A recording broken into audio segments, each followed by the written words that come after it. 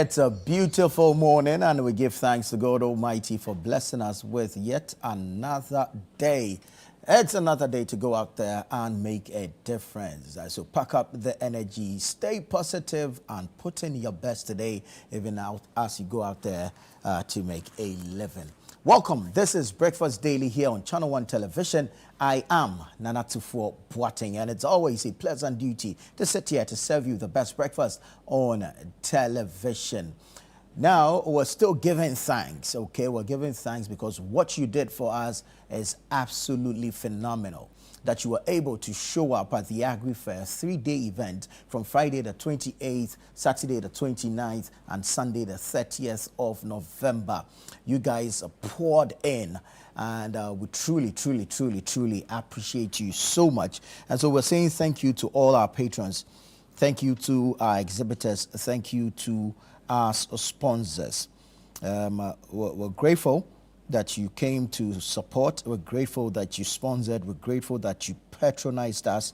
And we want to say thank you to all of you. It was a huge success because you committed yourselves to making the fair a success. So this morning, we just want to say thank you to everyone that participated. Thank you for being part of the AgriFair 2025 November edition.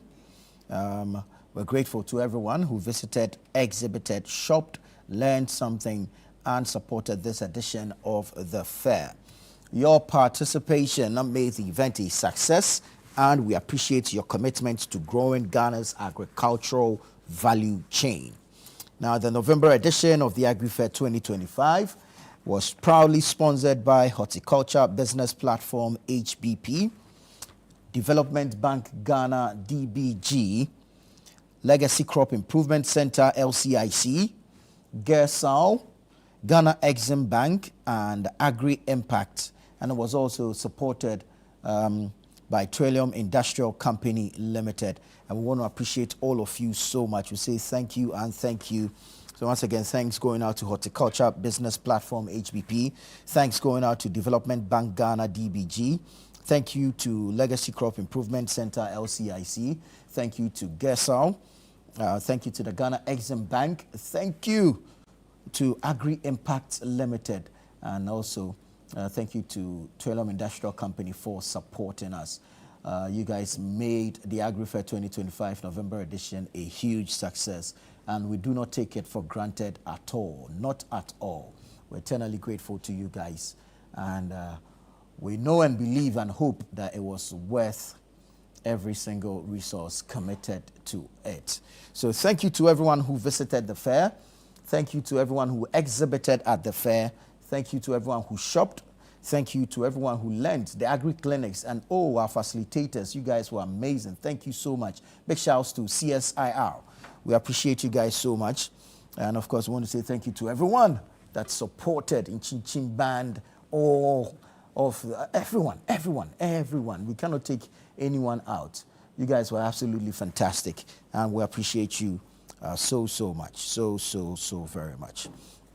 All right, now that the AgriFair is done and dusted for the year, we have another one coming up, which is the Situation All White Party 2025, and it's happening at the Good Park. The Good Park is near Accra Mall. All right, right here in Accra. And so we want you to be part of the Situation All White Party. Listen, this is the only party that ushers you. It's the official Xmas party, all right? But it's happening on Christmas Eve. That's the 24th night. Gates are opening at 8 p.m. and we need you to be there by 8 p.m. so we can begin the party and have enough time, enough hours to celebrate what has been, if you like, a topsy-turvy type of year. But it's been good because God has been gracious enough to all of us. And so we need you to be part of the Situation All White Party. You already know what it is. The dress code is all white. And of course, headlining, or if you like, performing, Kofi Kinata, made in Tadi. Yeah, we'll bring you some proper music from Tadi, you know what I'm saying? So Kofi Kinata is going to be there at the Situation All White Party.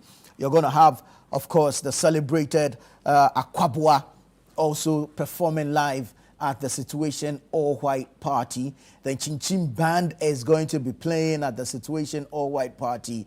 And guess what? When the clock strikes 12, when we are entering, or just before we enter into the Christmas day, we need to give thanks to God Almighty. We need to worship our way into the Christmas day. You understand? Now, Christ will be born, and so we need to celebrate the birth of Christ. And we're going to have Perez music, the spirit-filled Perez music, usher us into the Christmas day itself.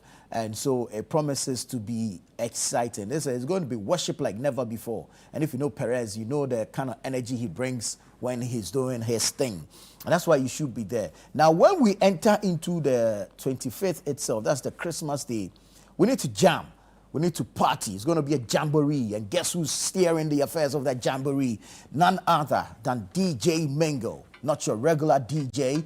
And he's going to help us party all the way into the morning. So it promises to be fun. It promises to be exciting. And we need you to be part of it. We don't want to celebrate without you. You know how we do it. We can do our own party and chill and go and sleep. But this one, you see, we want everybody to be part of it because Charlie, the year has been some way, so you need to let loose, unwind, celebrate, have some fun.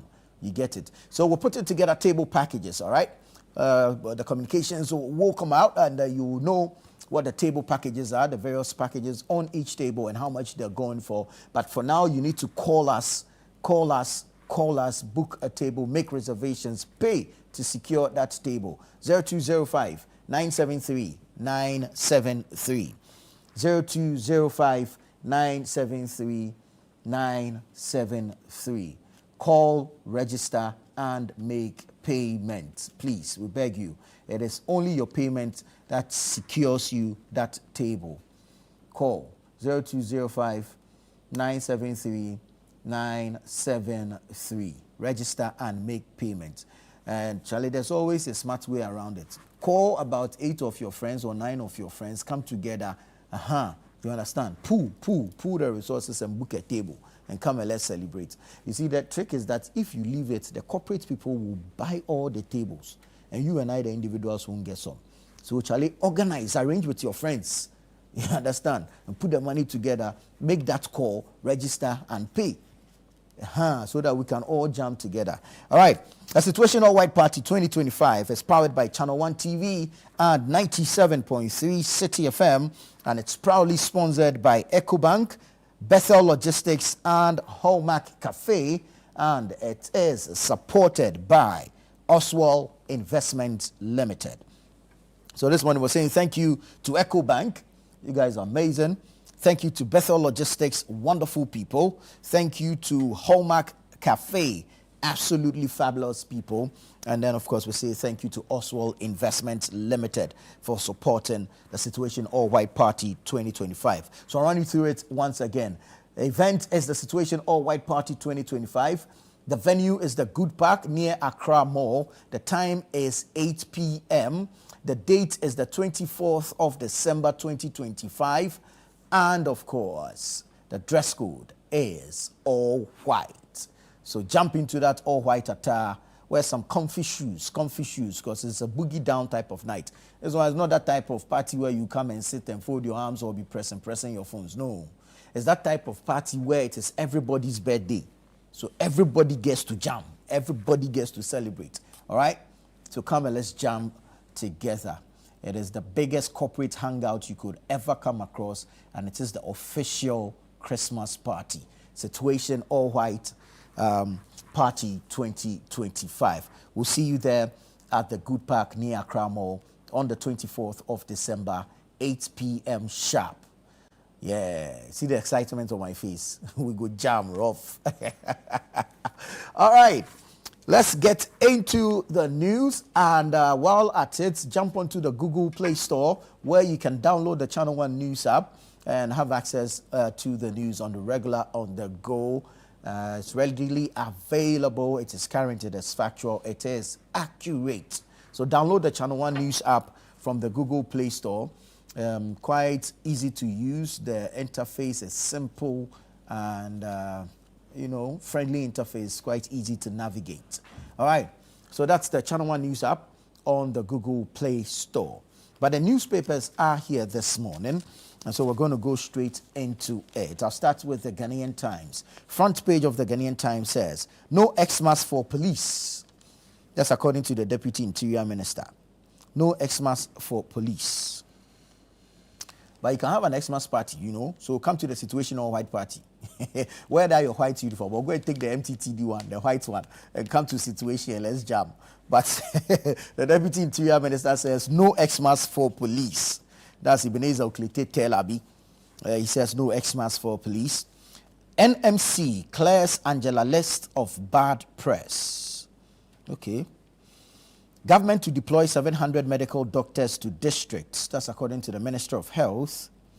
National digital tools unveiled to address youth unemployment. And then you have GFP, that's the Ghana Freedom Party, marks first anniversary of Ekwia Donkor's passing. Ekwia Donkor passed away last year, just close to the elections.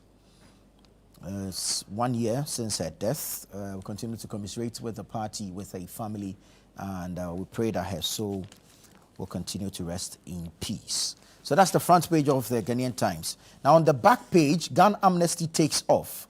Surrender all unregistered arms. That's the Interior Minister, Mohammed Muntaka Mubarak, speaking there.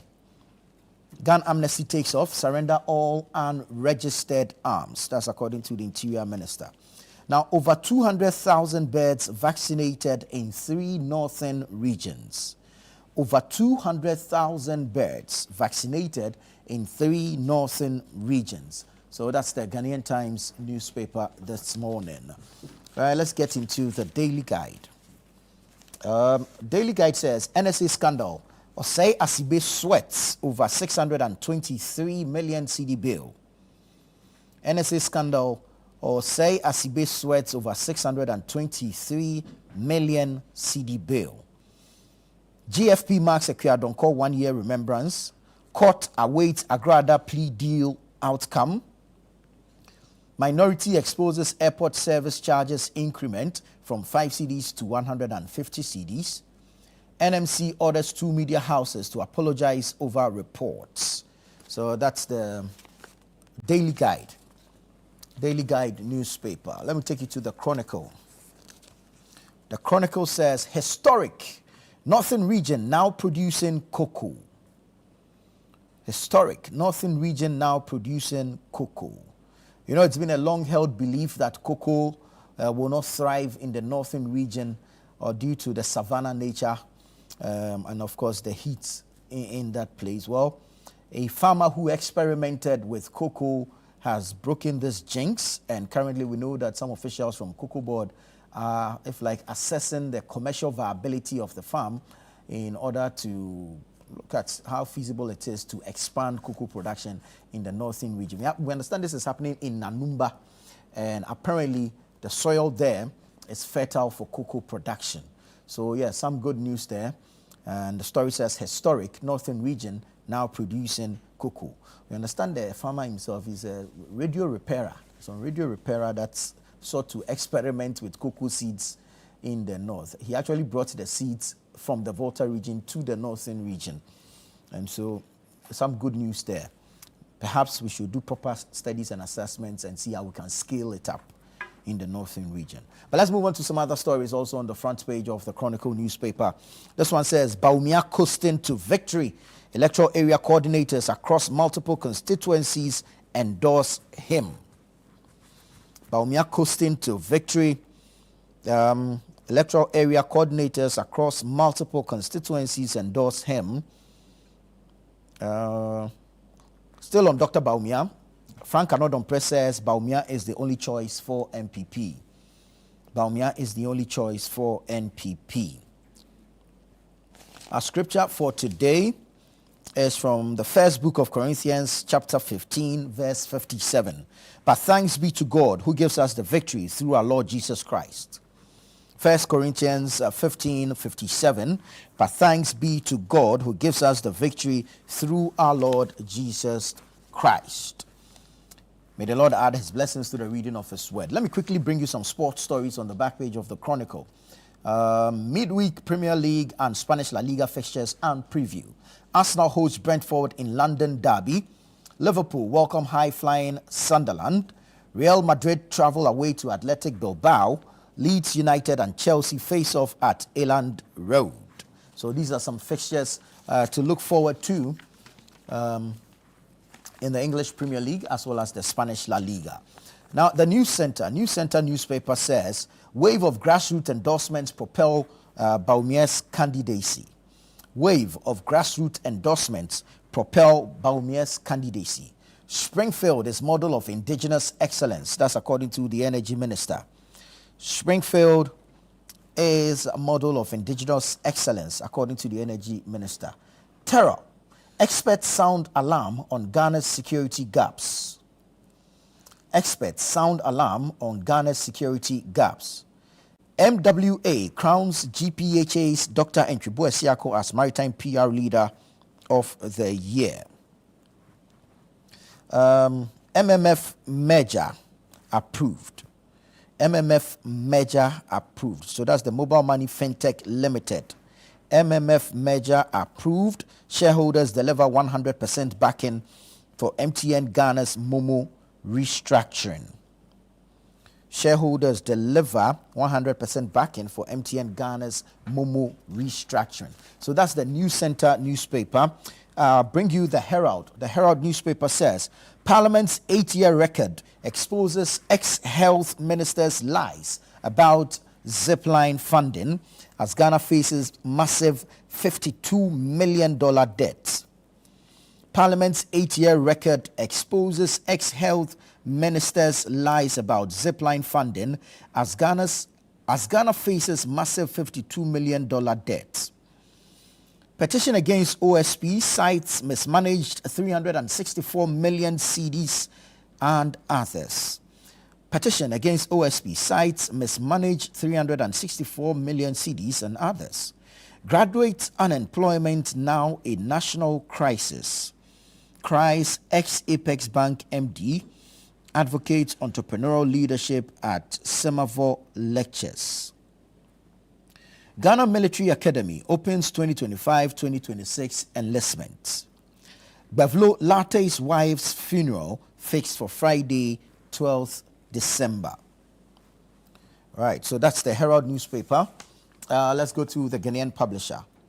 NPP grassroots unite behind Bawumia ahead of next month's presidential primary. Experts warn Ghana of rising terror risk at CPS dialogue. Plot to malign former MIF executives uncovered. Plots to malign former MIF executives uncovered. So that's the Ghanaian publisher. Let me take you to the new publisher. The new publisher. Anodompre joins rising open endorsements for 2028 bid. Bring back Bawumia. Socrates Safo writes to President Mahama. Ablakwa confirms Ghana exempt from green card suspension. Ablakwa confirms Ghana exempt from green card suspension. So that's the new publisher. Let's see the Inquisitor. Ayehuhuhu concern in police over IGP post-retirement contract letter. They say stop press. Cecilia Osai Kwapon's role in gold for oil deal comes up. NPA boss relishes Ghana's religious harmony and tolerance. GACL assures of smooth holiday travel to Ghana. Let's go to the Informer. Race for NPP standard bearer. Bawumia's leadership qualities unmatched, ex-MP tells delegates. AG docket accusation and Pebu pop-up in petitions against Kisie Jabeng. US-based lawyer defends OSP, describes blame-shifting gymnastics childish. Okay.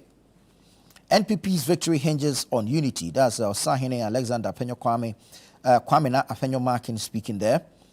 Mahama Cares rescues 2-year-old patient supports cancer treatment with 110,000 Ghana cedis.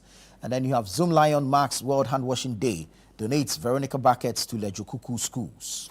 That's the Informer. Let me take you to the Daybreak newspaper. Factions clash at Menchia. Boko factions clash at Menchia. Government announces 120% NHIS tariff hike. U.S. military flights to northern Ghana surge. Kwabena Japan campaign manager declares for Bawumia. 2025 Wasi, tough measures stopped cheating. That's according to the GES, Ghana Education Service. That's the Daybreak newspaper. Custodian is here.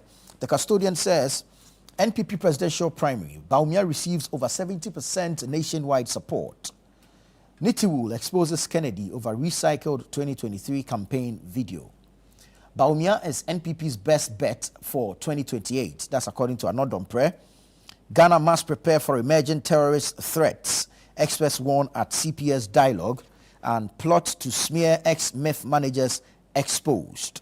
So that's it for the Custodian newspaper. I'm going to take you online briefly, bring you some stories from our web portals. I'll start off with channel1newsonline.com. channel1newsonline.com. And Zipline inflated deliveries to justify payments. That's according to the MP for Garu, the Member of Parliament for Garu, Thomas Anaba, speaking there. He was on the Channel 1 newsroom last night. Electricity up 9.86%. Water up 15.92% as PURC announces new tariffs for 2026. Let me take the figures again. Electricity up 9.86%, water up 15.92% as PURC announces new tariffs for 2026. Adam Senanu is with CMAC and he says, surge in removal petitions could cripple state institutions. I agree. U.S. commits up to $150 million to support Zipline operations across Africa. Wasi 2025. Ayariga files motion for probe into decline in performance. Again, Wasi decline won't change cutoff points. That's the University of Ghana speaking. 3. Demand sacking of special prosecutor over claims of misconduct.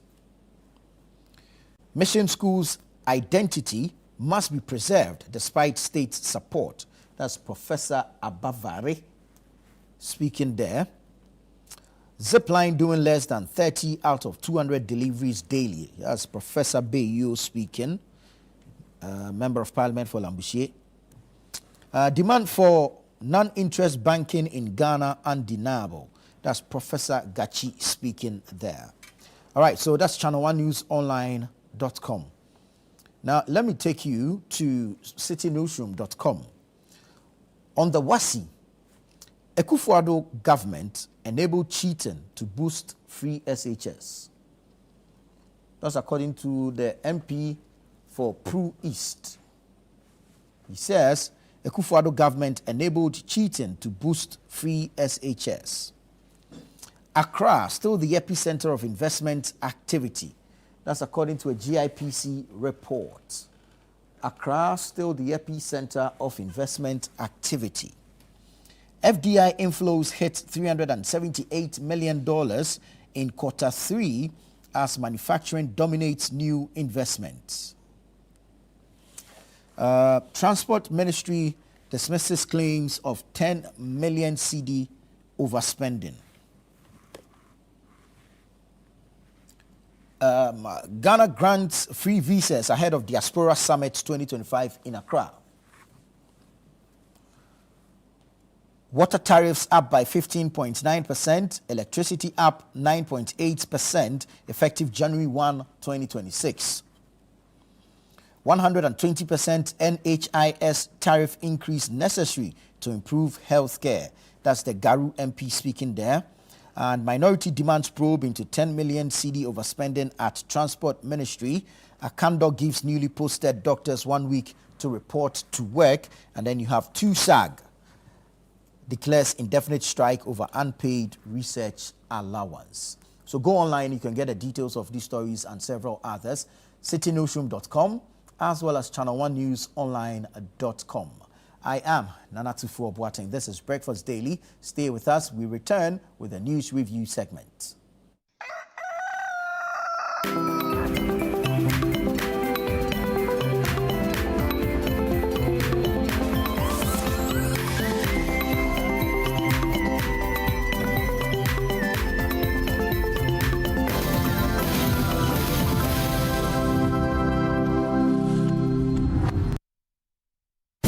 This Christmas Eve, skip the ordinary and step into the extraordinary. Welcome to the Situation All White Party 2025, where the music never stops, the energy never drops, and the fun never ends. Celebrating grand style with great music, irresistible food, and an atmosphere that screams good vibes only. Date 24th December 2025. Venue Good Park near the Accra Mall. Time 8 p.m. till late. Dress code, it's an all-white affair. Get ready for electrifying live performances from Kofi Kinata,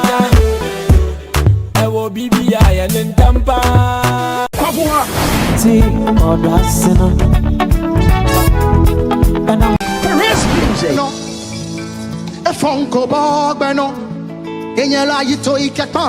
Chin Chin Band,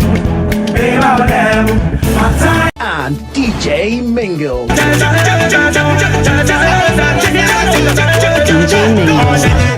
Wear your best all-white fit. Bring your dancing shoes and let's light up the night together. Book your tables now. Call 0205-973-973. It's Christmas Eve. Don't miss it.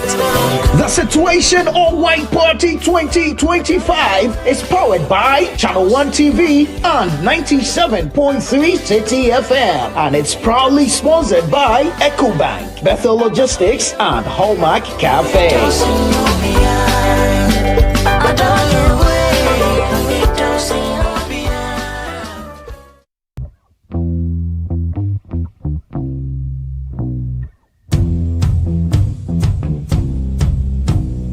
Habibi, my people, welcome to Dubai. My name is Sheikh Alkal bin Maktoum.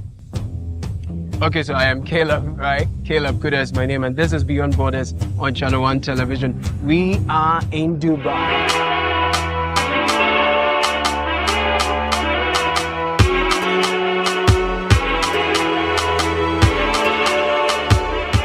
So join me. Let us explore the allure, the beauty, and the reality of life and living it in Dubai through the eyes and the experiences of our compatriots. Imagine 6 people, 10 people sharing a common room together. If you're not a na complain there in the sense, why do I share one rooms now? It doesn't smell pleasant. Or haunting no complaints now be bring to the fair no tomb. Dubai is one of the most organized, highly resourced, and well-endowed countries you would find. You've been here for 7 months. Yes. Without a job. Yeah. How is it like? So hard. Tell me about it. Struggling, renting and feeding is so hard. Every frame per second of their lives in Dubai tells a story, and we've got it all captured right here on Beyond Borders, only on Channel 1 Television. So don't get told, don't miss out. Catch these compelling stories of Ghanaians in Dubai only on Beyond Borders on Channel 1 TV. Beyond Borders airs every Wednesday at 6:30 p.m. only on Channel 1 TV and is brought to you by Copen Hospitality. See, the way I've been suffering here, finally God has listened to my prayers. Let me tell you something. This interview I come to do, if you not get me man, Ayuba already there. I the vibe as Ayuba. I want a nice looking lady.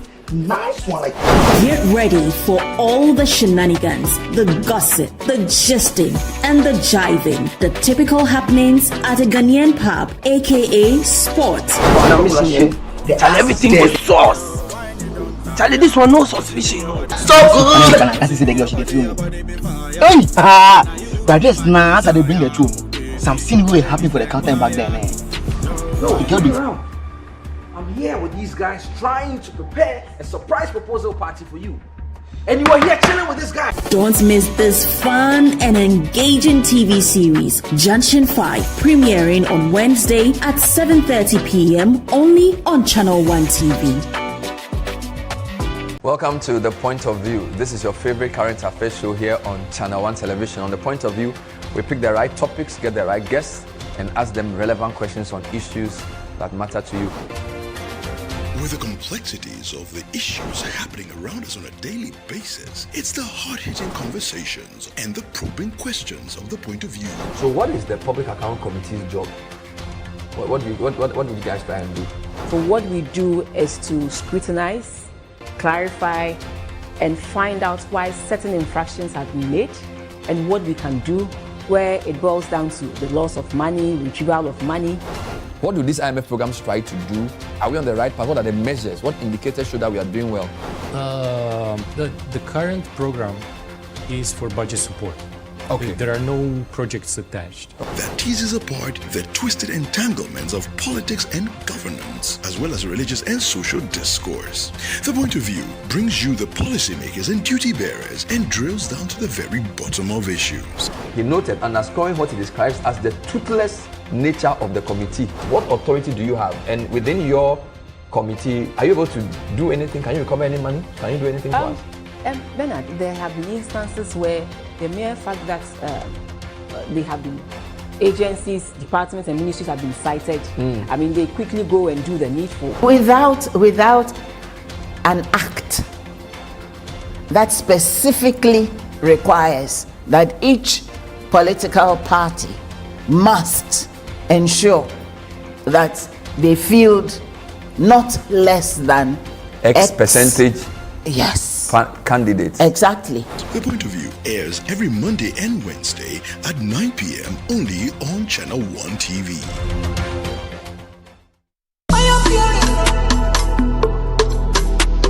Experience the unifying power of music and style as 1957 event and the Black Star Experience presents Rhythms on the Runway at 15. The Black Star Edition, the Christian Ball Castle, Osu will come alive on Saturday the 6th of December at 6 p.m. with the best of fashion from across Africa with performances by the Artist of the Year, King Promise, Sony Badu, Afia, Kwabena, Jackie, Nasi, EL, Maya Blue, Ohinipakisi, and Kwao Kesi with host Sika Osei and AJ Sapon. Step out in a hint of black or kente as we celebrate our own. This year's honorees include Idris Elba, Afia, Nora Bannerman, and Stephen Appiah. Circle 6 December on your calendar. Rhythms on the Runway is brought to you by I2 Developers, Afrimex Gold, Floake Pharmacy, KGL Group, Ghana Tourism Authority, Lush Hair.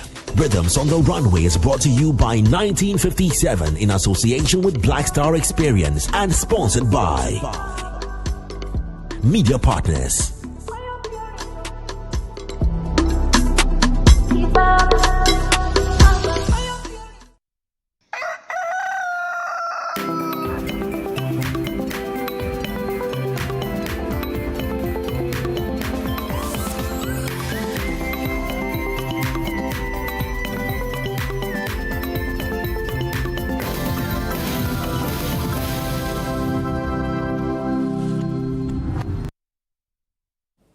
Hello there. Thank you so much for choosing us. This is Breakfast Daily on Channel 1 Television. It's time for the news review segment where we get into some conversations regarding some of the topical issues of national interest and we bring you different perspectives to these issues. We invite you to join us because the show is interactive. Send us your thoughts, your comments and contributions via the WhatsApp number. You can join us on Facebook and on YouTube where we're streaming live. But then we're also very, very interactive on X, very engaging on Instagram, and you can enjoy some video content from Channel 1 Television on TikTok as well. Let me say good morning to Dennis Miracles Aboagye. He's aide to Dr. Mahamudu Bawumia. Dennis, you've been out for a while. You've been missing. Yes. Good morning to you. Good morning. Good morning to our cherished viewers. It's been weeks. Yeah. Or even months. Months. We've been on the road. We came back to Accra last night after completing Eastern Region. As we speak, the team just arrived in Savannah. Right. We are starting Savannah today as well, but I decided to stay behind because you were calling me. So we've done. You have other duties here as well. Dr. Mahmoud Bamia has so far done about 9 regions. He's done Bono East, Ahafo, Western, Northwestern, Central region, Volta, Oti region, and the Eastern region. This morning we start Savannah, and then it means that technically we'll have 6 regions left. Right. We have barely 60 days. Yeah. Will you be able to complete the 6 regions? Absolutely. And it's been fantastic so far. First of all, we thank God for traveling mercies. Traversing across the country by road is just by the grace of God. And we continue to pray for God's guidance and kindness to take us through the rest of the period. Travel mercies especially. We're also very grateful to the party delegates across the country. The reception has been fantastic. Right. I mean, the open show of support for Dr. Mahmoud Bamia has been very loud. The party people are clear in their minds that Dr. Mahmoud Bamia is the best foot forward for us going into 2028 elections, because we've tried him, we've tested him, we know his capacity, we know where we need to tighten, and we're almost there. And so far, his message is sinking very well. The message of our journey together, the collective, responsibility to work together as a party to get back to power in 2028 has been sinking very well. They know him, so he really doesn't have to say much. They know what he can do, what he cannot do, and all of that. So we soldier on, and very well. We pray that God blesses it for us, and then Dr. Mahmoud Bamia comes out victorious on 31st January. Alrighty, we can only wish you well. Let's get into our business for today. Let's start off on the health front. Zipline. The majority leader has called for the termination of the contract. He believes the value for money is questionable. We've had the majority, and this time around the MP for Garu, Thomas Anaba, insist, and this is in a response to, of course, Zipline saying that they reached maximum operations and so deserve the payments they were receiving. But the MP believes that Zipline deliberately doubled its drone flights to create the impression of high activity to justify the funds it receives from government. This call for termination of Zipline. There are others who are of the view that perhaps the contract can be reviewed because it's an essential service. Where do you stand on this, Dennis? Nana, my submission this morning goes directly to the president. Nana, I am begging the president, His Excellency John Dramani Mahama. Mr. President, do not listen to your health minister. Do not listen to what your party people are saying. Do not endanger the lives of your citizens. Do not risk it simply because of propaganda, because of politics, and probably because of procurement interest. And now listen, we need to establish certain facts. And of all the things you will discuss this month, trust me, none is as important as Zipline. Really? Because if you understand what Zipline is and understand what Zipline does, you would realize that it is something that we should not even be discussing it and treating it the manner in which we are right now. First of all, I hear the conversations and I can easily point out the absolute ignorance of what really Zipline is by a lot of the people making the commentary. People assume Zipline is just a substitute for unavailability of hospitals and health facilities. People assume Zipline is a substitute or just an alternative for unavailability of drugs in these hospitals. And so I hear people make the argument of if the drugs were available, why would we need Zipline? Instead of having Zipline, why don't you build hospitals? Why don't you? And that straight away tells me that, honestly, sincerely, they do not understand. And for me, I think that one of the responsibilities we have is to also make sure that it is explained very well so that people can make informed, commentary about it. I've heard a lot of people, and clearly you can tell. Because immediately you are discussing Zipline and you talk about building hospitals, you talk about unavailability of or supply of drugs that I know you don't understand what Zipline does. Let me say fundamentally, there is no substitute to Zipline. Really? Zero. Really? Hospitals, building hospitals is not a substitute to Zipline. Having medical stores is not a substitute to Zipline. If you want to understand Zipline in its basic terms, probably look at it as an ambulance in the air. That is probably not carrying human beings, but carrying the medication to the human being that is under duress. You see, there was a time in this country where snake bites were killing people. Just snake bites. There was a time in this country where maternal mortality rate was so high, simply because in the middle of the night, 2 a.m., 3 a.m., when the woman is I mean, like they say, water is broken, they need blood. And where they are, blood is not readily available. And people were dying as a result of that. And these and many more are the reasons why Zipline was introduced. Remember also that in all of these conversations, there are multiple things that connect to it. So, before I even come to all the other issues around it, I want us to establish the fact that there is a background to the establishment of the Zipline drone system. And this is not politics. This is human lives at stake. This is the health of our country at stake. Fast forward, when Zipline was being introduced, people actually played politics with it. But still, I insist, those things for me are still not relevant. Because my view is that if the person doesn't understand, the person is free to have those kind of conversations. So I remember when Zipline was being introduced, people said that it will capture videos of women bathing and all manner of things. So if the same people come to office and they go after Zipline, I understand. But I'm 100% convinced with what I've seen with my eyes, my experience with Zipline, that these people really do not understand what Zipline is. And so they say, why are we spending 170 million on Zipline when we can use it to build hospitals? Ignorance. And I'm begging the president. And for me, I'm glad Hamza is here. I beg him. He should help us advocate. He should. What official greeting? Your brother is back. I miss him. He should help us. He should help us advocate. I want Hamza, and one of the reasons why a lot of people love Hamza these days is that oh yeah, I mean he's trying. Since he came to office, he doesn't have a choice. So he's taking another. Once you are in office, you become nationalistic.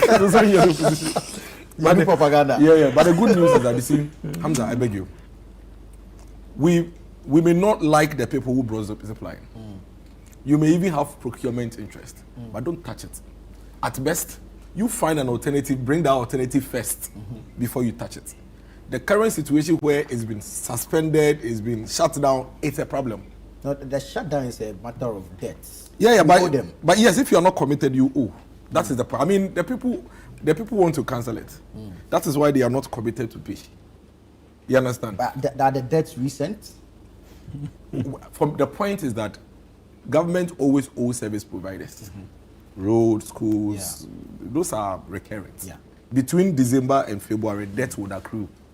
Between January, when handing over, debt would. So those are not even relevant things. Even if you owe, there shouldn't be a shutdown. You can always have conversations with them. But there will be a shutdown because I'm trying to demonize the thing so I can kill it. Like they did to their LIMS systems, which is still struggling as we speak.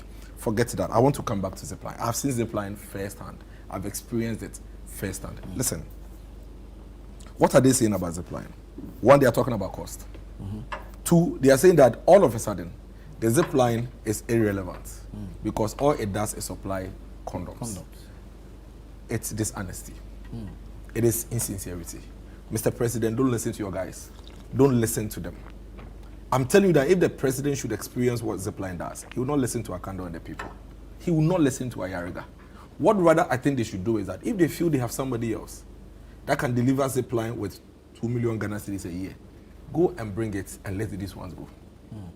But never ever should we have a conversation around making Zipline look like an irrelevance.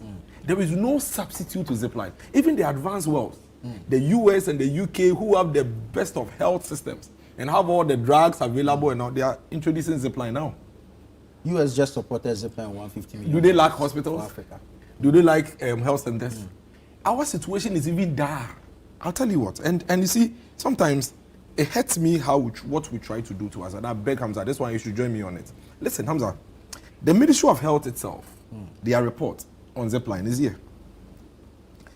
14 regions, 162 districts, 3,000 plus district health facilities are being provided with the Zipline services. And this is where you and I should be interested. 65% of the 3,000 are CHIPS compounds. You know CHIPS compounds? CHIPS compounds are not in Tesano and Laboni. CHIPS compounds are not in Tesano, Laboni, Kumasi, and Kufuria. CHIPS compounds are in the remotest of places you can find yourself in this country. So first of all, if there's a chip compound in my constituency called a place called Beyinase, from Tetekwashi Memorial Hospital, which is the district hospital, which may have some essential medications for the district, to Beyinase, it's about 2 hours. Forget about the road and the situation, and it's in a remote place. When it is 7 p.m., you may not even be able to drive there. You cannot possibly tell me that we should keep our essential medications in Tetekwashi, and that once the medication is in Tetekwashi, Beyinase is fine. It is because of the people of Beyinase that Zipline drone system is needed. Because in the middle of the night, when that woman breaks water and needs to deliver her baby and she needs blood, she needs essential medicine, Zipline will be there. In the middle of the night, when that little child is bitten by a snake at 2 a.m., we don't need to get an ambulance to move him from Beyinase to Tetekwashi Memorial Hospital. And you see, even if you have a drug management system in every CHIPS compound, you may always find yourself in an emergency situation where you do not have a particular stock of medication in the middle of the night. Right. So you see, Zipline is for emergency purposes. And that's why delivering the emergency services. So let's speak to the data. Let's speak to the reports. The report says that this is a Ghana Health Service report. Yes, it's here. 17 million vaccine doses. 17 million vaccine doses is what Zipline has delivered so far. 4.3 million medicines and products is what Zipline has delivered so far. Out of this, 23,000 plus blood units and components is what Zipline has delivered so far. Now, the impact in hard-to-reach areas, Hamza, listen to this, is that 52% of all deliveries have been sent to hard-to-reach districts. And you see, when people sit in Accra and they are discussing districts, they assume every district is like my beloved Ekuapem North and Ekuapem South. Listen, there are some districts that I visited in the north that don't even have 1 centimeter of road since their existence. Yeah, of course, yeah. The existence of the entire district, they don't have 1 centimeter of road, but it is a district.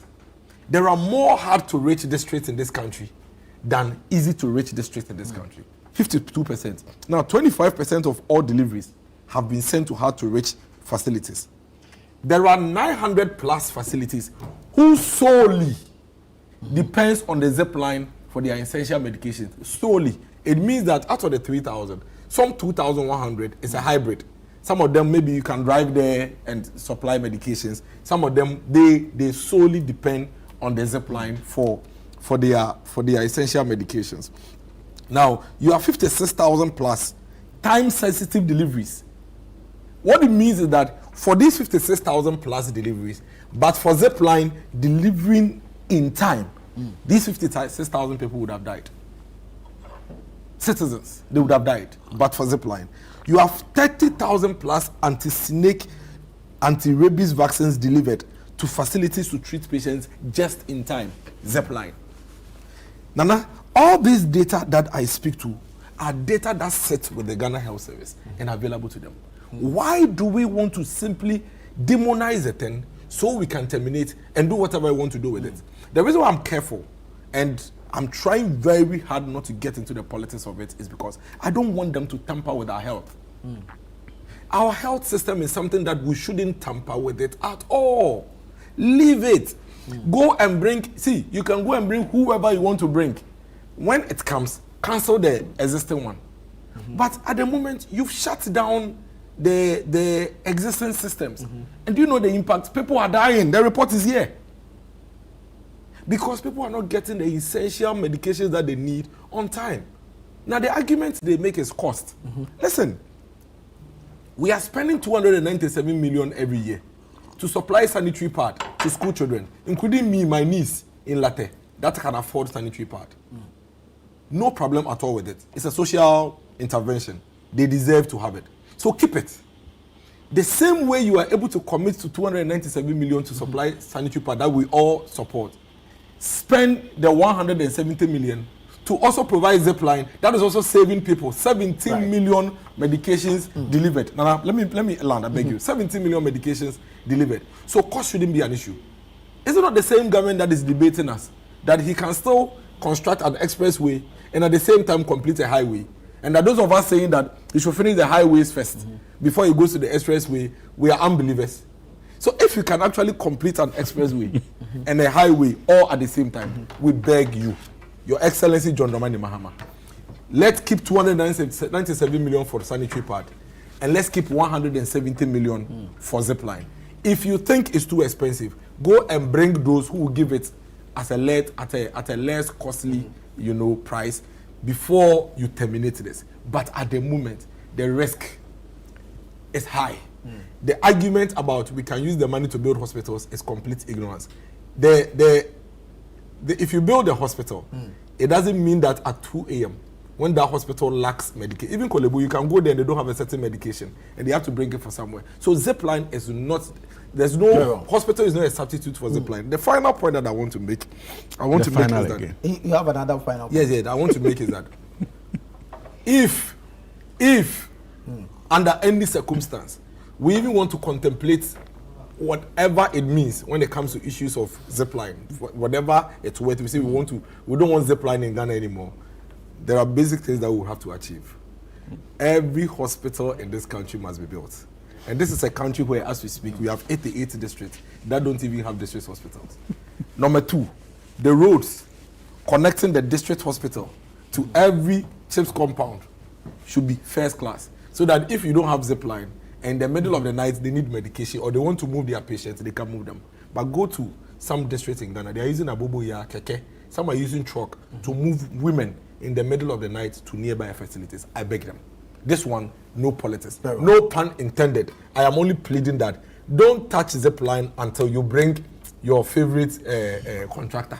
When your favorite contractor comes, let these people move their stuff and introduce yours. But the model itself and the system itself, if you touch it, you have destroyed this country. Very well. Thank you, Dennis. Hamza, good morning. Good morning. Why are you smiling? You miss your brother. We've been talking, so unfortunately not on set. Good morning to my brother Miracles and of course our cherished viewers out there and your production team as well.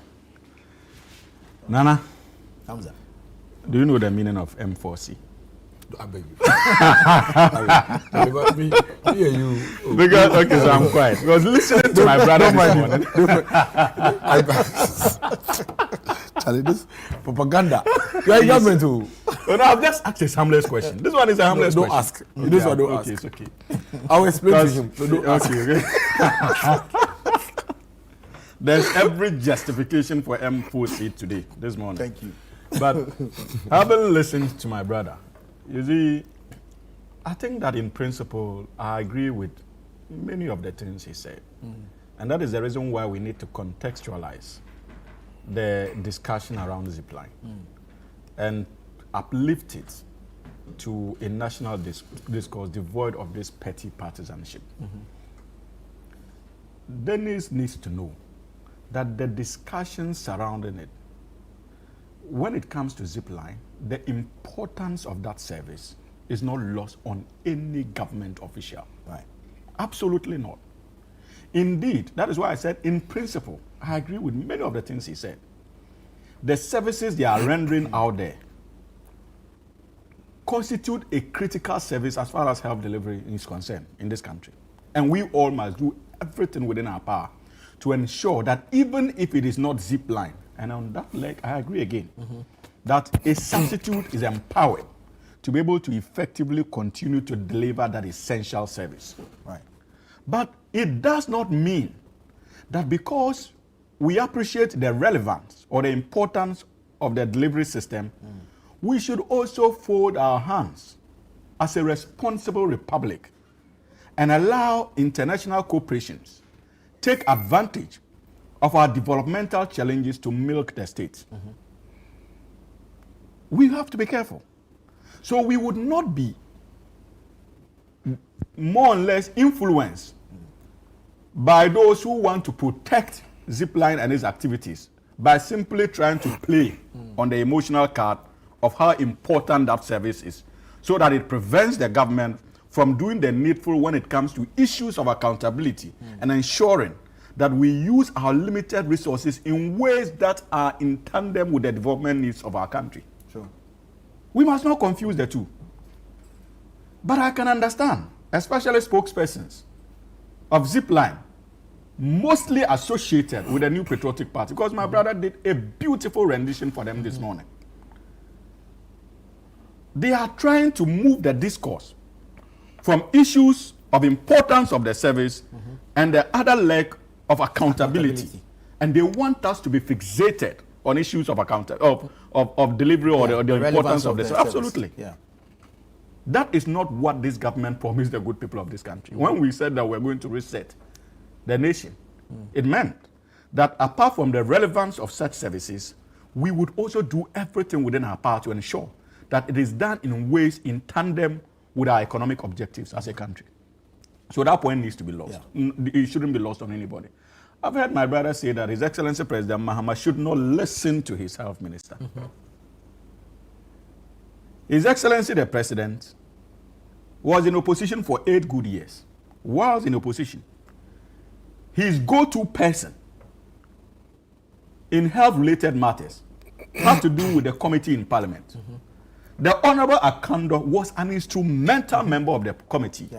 So he followed every policy intervention in the last 8 years as far as the health sector is concerned. Indeed, he's not just an important resource person for His Excellency President Mahama whilst we were in opposition, he also doubled as an important resource person for the National Democratic Congress as a party in itself.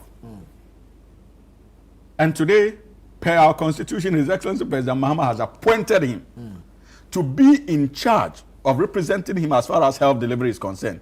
And you are saying the president should not listen to the person he has given confidence to be able to lead the health delivery architecture of his government. Who else must the president listen to? Simply because my brother is uncomfortable with the recommendations of the said minister, which appears clearly to be in conflict with his wishful desires of protection of Zipline activities in its current form. That is not why the NDC want power. And I believe these are some of the reasons why they lost power. And so we will not make that mistake. Nana, again, we need to go back to the foundational pillars of this particular service. When you build an institution out of lies, these are some of the challenges time will reveal.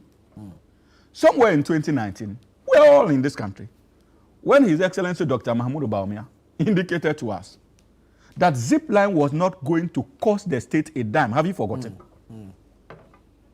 That was what Dr. Mahmoud Baumia told us. In fact, the former health minister is captured in the hands that are saying same in Parliament. Absolutely. So what changed? So what was the policy rationale behind such an introduction? Or it was just another way of deceiving the good people of this country by these guys? So these are the critical questions we should ask. And so if a government comes into office, a new government comes into office, it is only proper for us to actually even attempt to understand whether indeed in the first place Ghana needed to bear any cost in relation to that, considering the fact that the vice president at the time told us that we're not supposed to bear any cost, and the health minister. What has changed? You simply just want us to continue paying arrears that you accumulated because you are NPP. We will not do that. No responsible government will do that. And these are the critical issues we are talking about. The same health minister under them, Kweku Ajimamenu, had cause somewhere in 2023 to chide, to criticize health professionals in the system, if you remember. According to him, he claimed they were abusing the Zipline services and flying medicines like paracetamol. And that they needed to be careful. This was in 2023. And that they were abusing the services. And that Zipline was flying medical supplies that they shouldn't be supplying. Because those are non-critical. Those are non-critical. Right. These were his words. So what kind of mechanisms did they put in place? Remember, the more Zipline flies, the more we pay them. Yeah. So how were we monitoring these supplies of Zipline? What kind of infrastructure did they have in place to ensure that there was value for money? Absolutely none. And a new responsible government has come into office, and you want us to continue in that trajectory of taking things for granted. We will not do that. And nobody has said anywhere that we are going to terminate the Zipline contract. Indeed, the majority, there are people in the NDC who can wish that and may make calls. But as far as I'm concerned, as a government, no decision has been taken that we are going to terminate the Zipline contract. The health minister mentioned. No such decision has been taken. All what we are saying is that we need to look into the numbers and possibly further engage Zipline to be able to live up to its core mandate.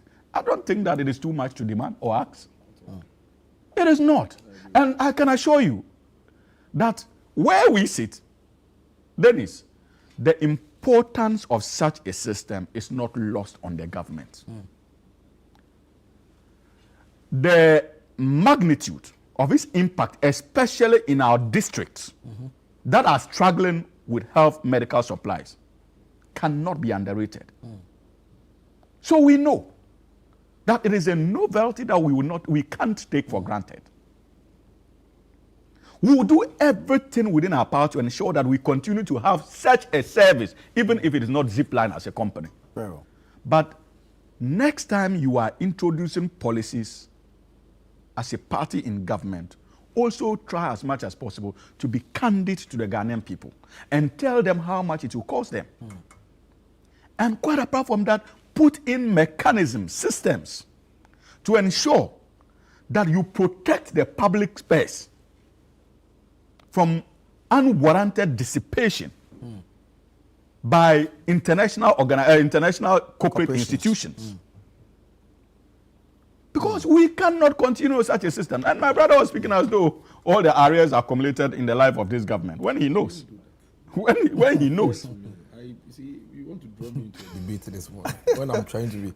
You forget your I asked him about it. He said that. You always forget. He said that. He said do propaganda. Okay, then I accept. Then I concede. I concede. It's a very calm Wednesday morning. The government will always owe service providers. So it's not very calm Wednesday morning. I concede. The amount of money you have accrued from January to now.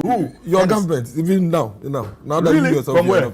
All sectors. Is your finance minister even giving them money to pay? Let's not go into a debate. That's why I'm saying this morning. It's early morning. I'm sitting here. I'm sitting here. You are lying on me. You are lying on me. Go ahead with your services. Let's wrap up on the so you see, it is critical. I think that this is a fine opportunity for my brother to sit down his boss and also caution, especially when it comes to government policies and intervention and its introduction, how care needs to be taken not to deceive the Ghanaian people.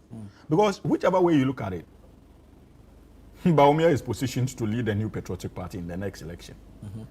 And the critical question Ghanaians will ask will dwell on issues of integrity and credibility on his part. So many of the challenges we are having with Zipline now and the confusion in terms of cost overheads is occasioned by that deceptive statement to the Ghanaian people that it was not going to cost us anything. So Ghanaians are justified, even the majority leader is justified to want His Excellency President Mahama to look into that contractual arrangement more. But that being said, I think that the health minister is up to the task. And whether Dennis likes it or not, His Excellency President Mahama will listen to his appointee. The health ministry got more money than road ministry. So. Hamza has to do the PR. A few quick messages on the Zipline. Hospitals will be built. This one says, hooray, the miracle is back on our screens. Now let the facts flow. Good morning. This is Obed Odoi from Kotobabi. This one says, miracles is looking smart this morning. Charlie, the people missed you. He has made money in opposition. Oh, how? Oh, but the economy is doing well. The economy is doing well. Continue. You leave you. The economy is doing This well. message says the whole idea behind the Zipline the third budget. You leave you. The whole idea behind the Zipline issue is to discredit Dr. Baumia's super background about the initiative. So with all the data where the Zipline serves that Miracle has put out, they are all being served with condoms as claimed, the God we serve. Okay. Amino from Instagram says the level of public deception and the dust being thrown in the eyes of Ghanaians is simply unacceptable. You cannot run a critical sector like health with theatrics, half-truths and propaganda and expect to succeed. Zipline was introduced to support hard-to-reach areas in moments of dire emergency, anti-snake venoms, emergency blood supplies, vaccines, and other life-saving medical commodities. Anyone who has worked in real hospital conditions understands the difference Zipline has made. How on earth can we even have a thought of throwing away such a groundbreaking program? Okay. Kakari Bako from Tamale says, Nana, it is sad this NDC government is completely destroying the vital initiatives the NPP government initiated. This Zipline service has saved thousands of lives. And I look at the LEMS system too, where patients' previous medical records can't be traced anymore. Why? NDC.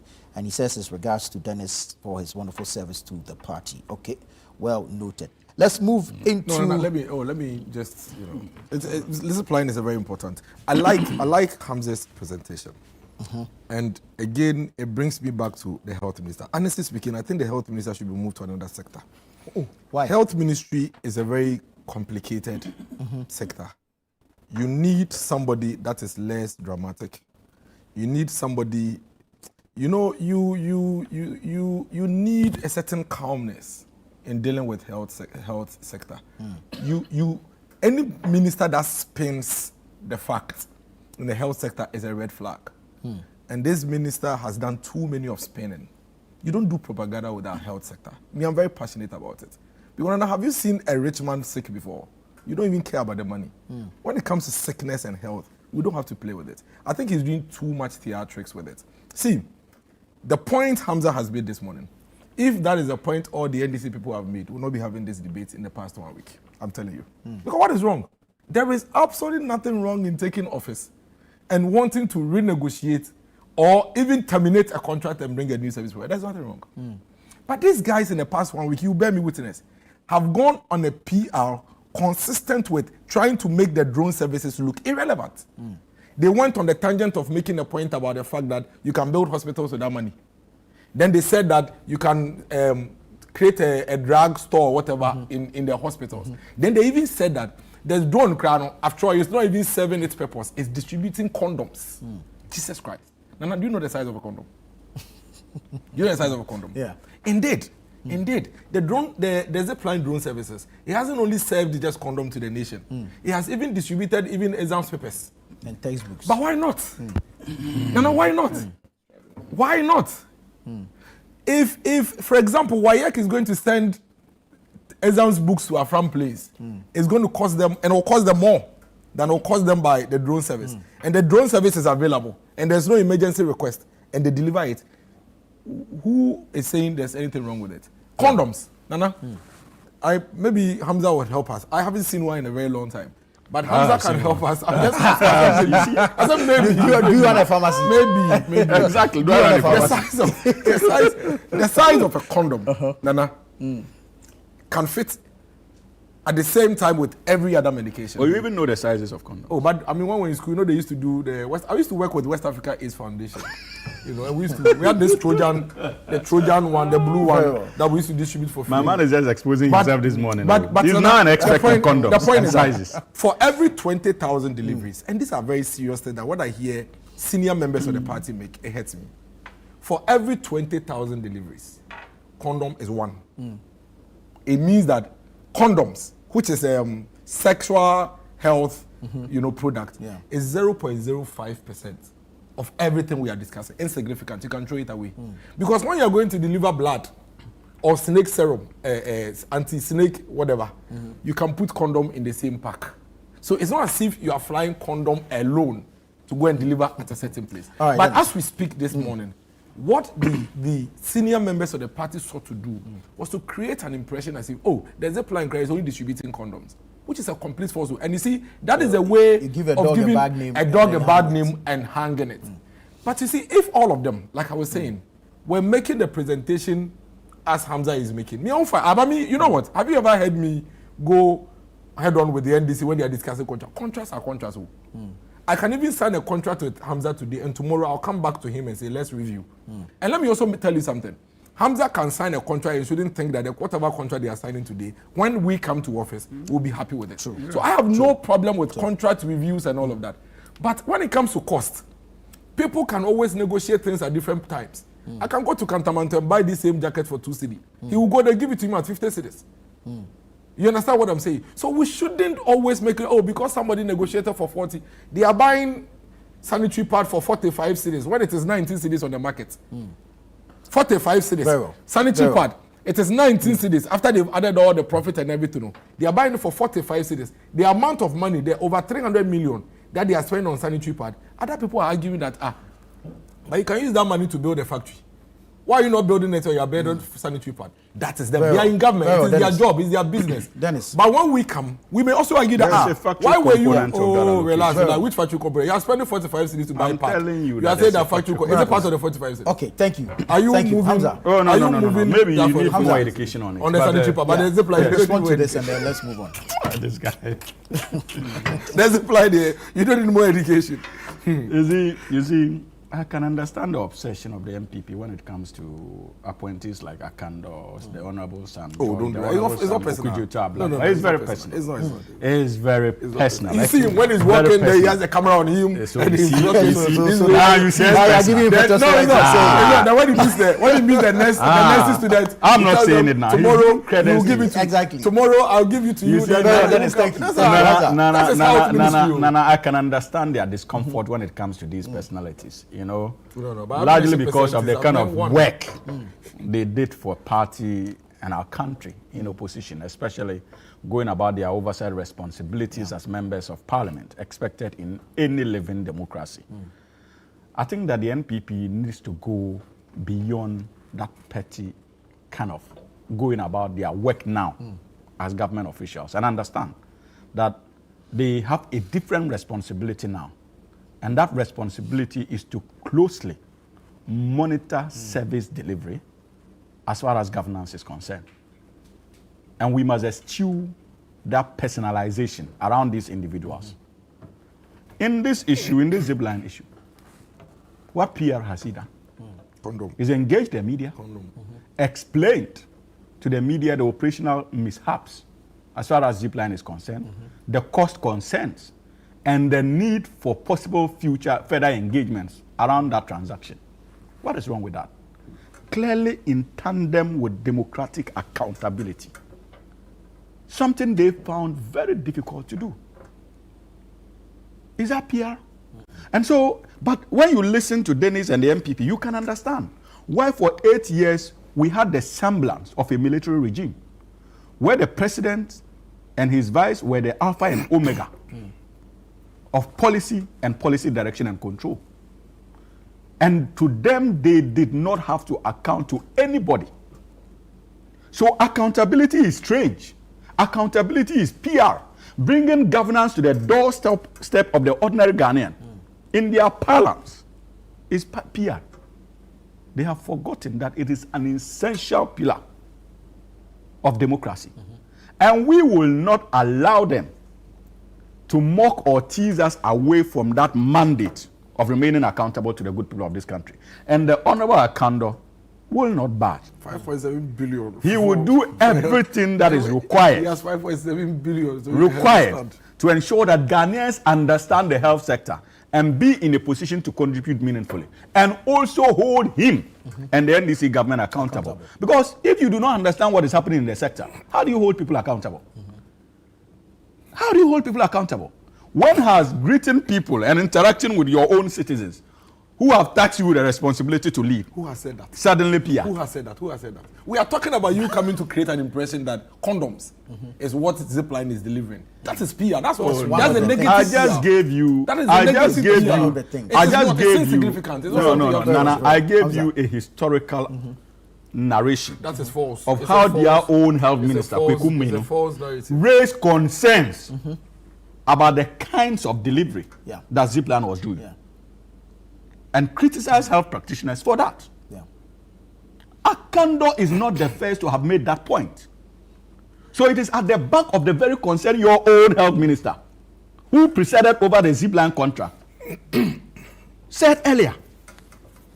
So you cannot limit it to condoms. I can understand your obsession with condoms. You know, he's my brother, so I can understand his obsession with condoms. But it does not mean that you are allowed to limit that to the concerns being raised, the genuine concerns being raised by the minister responsible for health. Don't touch the model. Go and bring your friends to come and do it.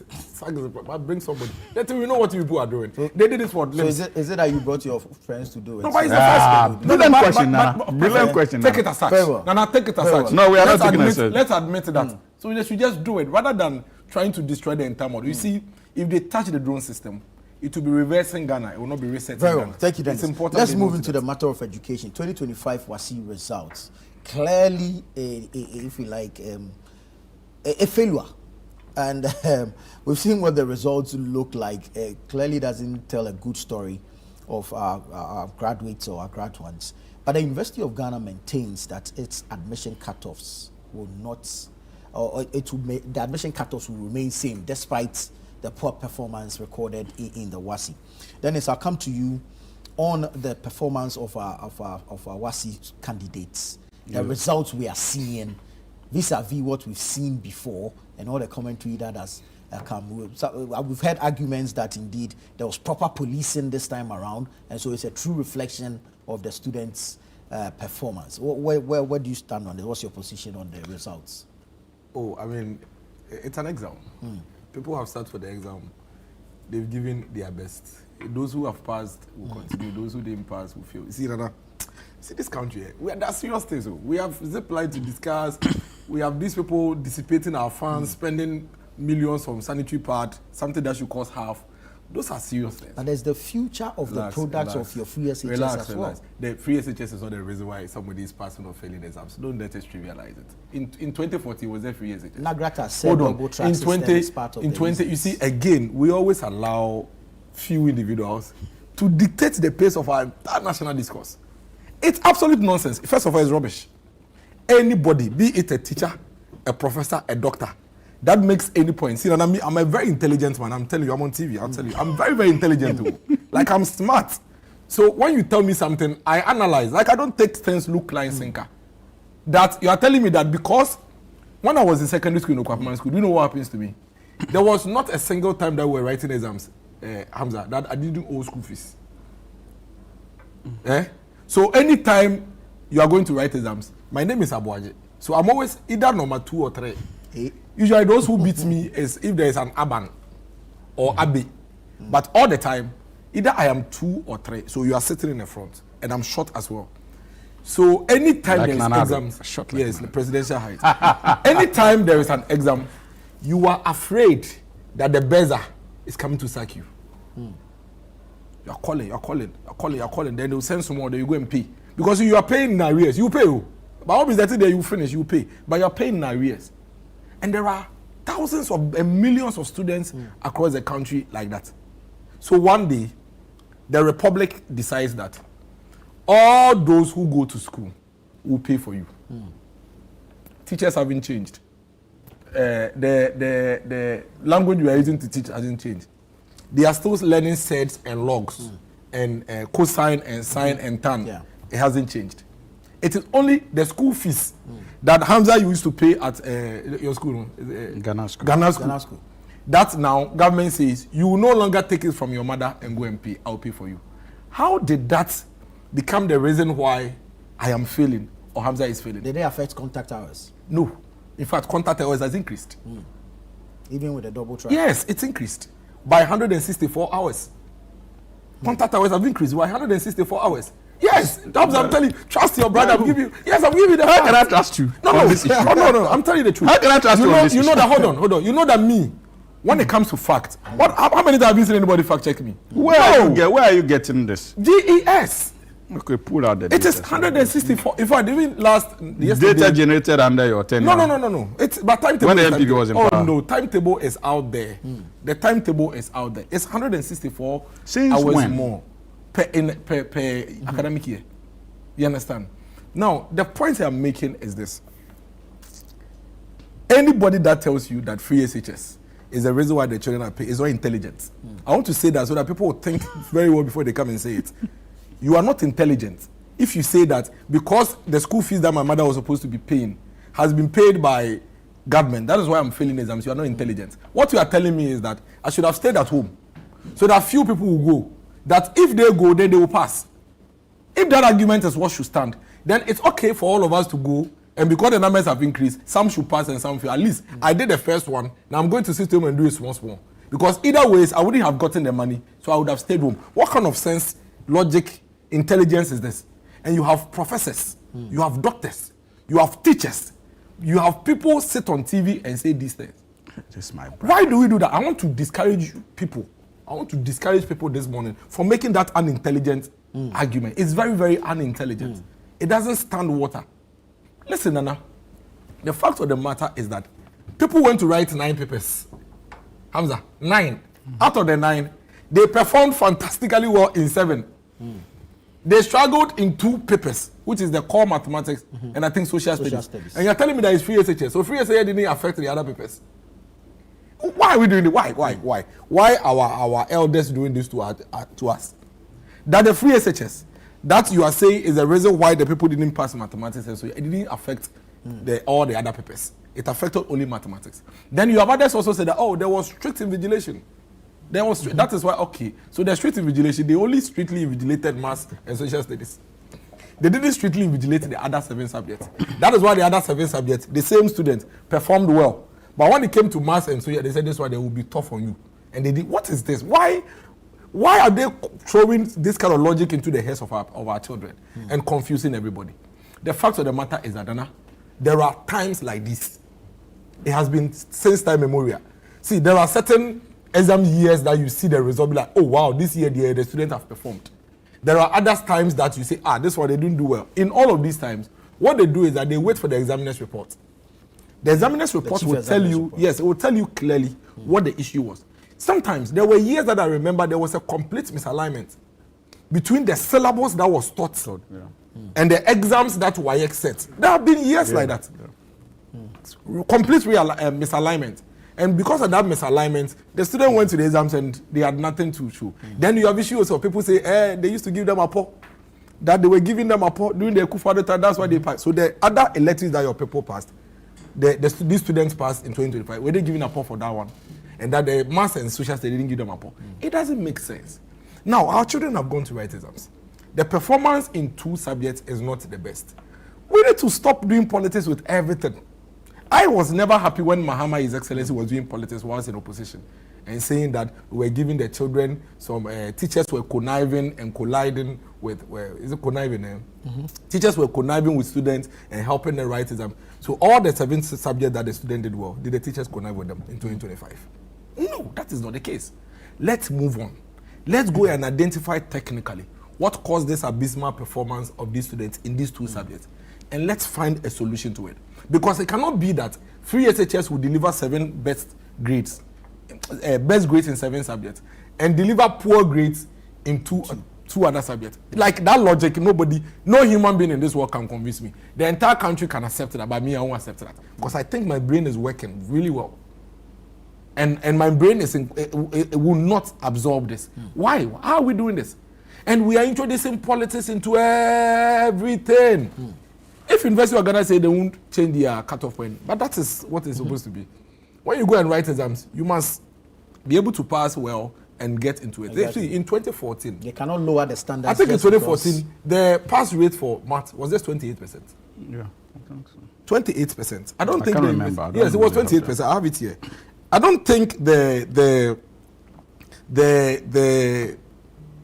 universities reduced their cutoff point so that in 2014 people can enter. If you sit for an exam and you fail, it is up to you to go back. Fortunately, you have to reset and reset and sit well. For you who have failed, for the schools and GES, DS is to look at the reports and also go and speak to the students. I spoke with the students yesterday. They said, I think the thing I wrote too.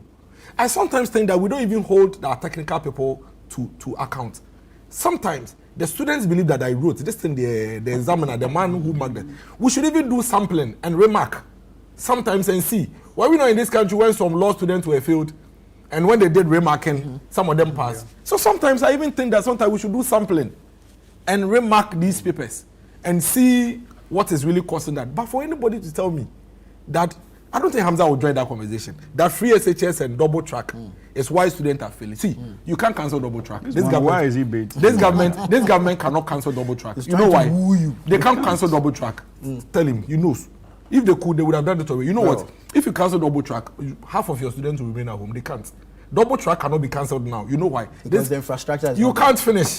As you are finishing, there are more. Yes, as you are finishing, there are more students. What we should rather be doing is to see how we can streamline it properly. Let me tell you one interesting thing, then I'll end. Briefly. The schools who run double track, I'm sure you know not all schools are running double track schools, they are rather the first class schools that a lot of people apply to pre-sec. At this time, they are doing double track. And guess what? Their performance rather in the exam is better than those who are not doing double track. So how again are you, a professor, trying to convince me, a non-professor, that double track is the reason why the students are performing at this moment? When the schools who are actually doing double track, pre-sec, at this adult, in front of them, they are doing better at the exams. Thank you. Hamza, hold on. I'll come to you. Let me take a quick break. When I come back, then I give you the floor. This is Breakfast Daily here on Channel 1 Television. Stay with us. We'll be right back.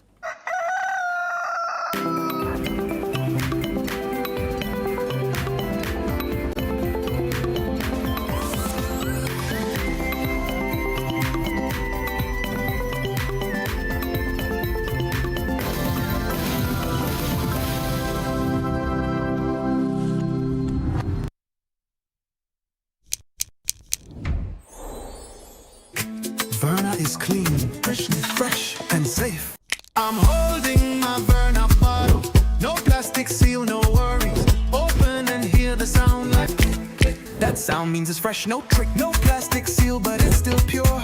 Cool and clean, you can be sure. Verna leads the brighter way. What takes my doubt away? If it clicks, it's Verna. If it clicks, it's clean. Sip it, feel the difference. Verna water, pure and green. Click, open, sip. Click, open, sip. Chalet Verna. No stress, just sip.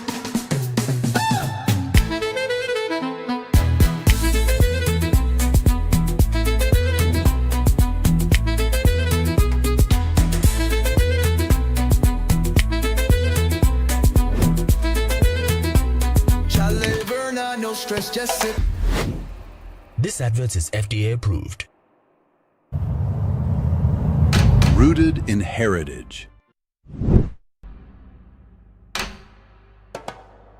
Shaped by ambition. Defined by style.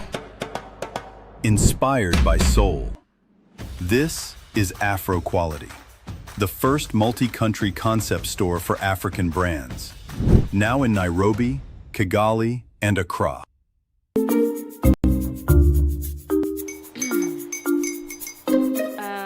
Kwame and his uncle are almost here. Wait a minute. This one too, your friend Kwame. Wait, Kwame. As in the same Kwame again? Yes, Mommy. I'm the second coming. Into all this tension just to reintroduce that broke boy from Kaswa. Why would you deceive the family like this again? Now I understand the whole delay. Trout from Kaswa, dear. Why wouldn't he be late? Or be late, of course.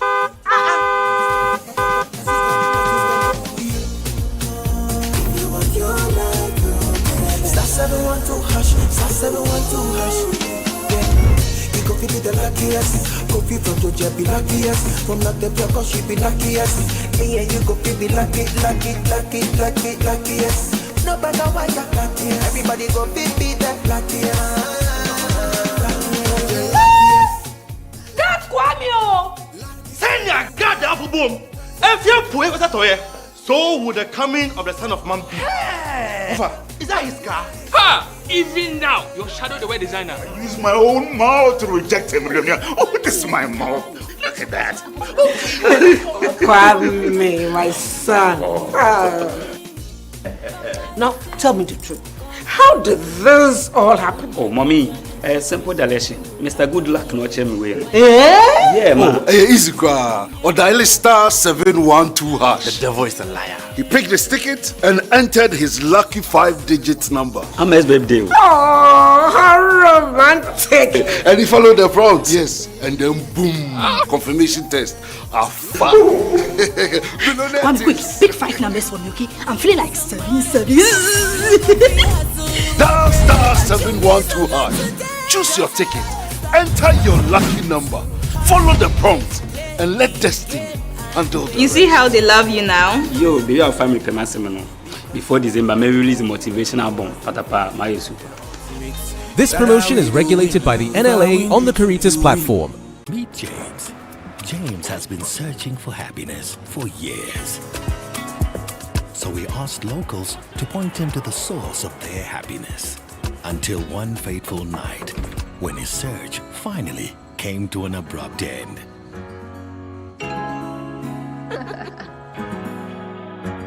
Find your happy place with GoTV. Get GoTV to enjoy a wide range of shows for the whole family. GoTV. Love it. In December 2023, the biggest play in the history of African theatre made its debut. Before Ogun, the God of iron, I stand on oath. You saw it.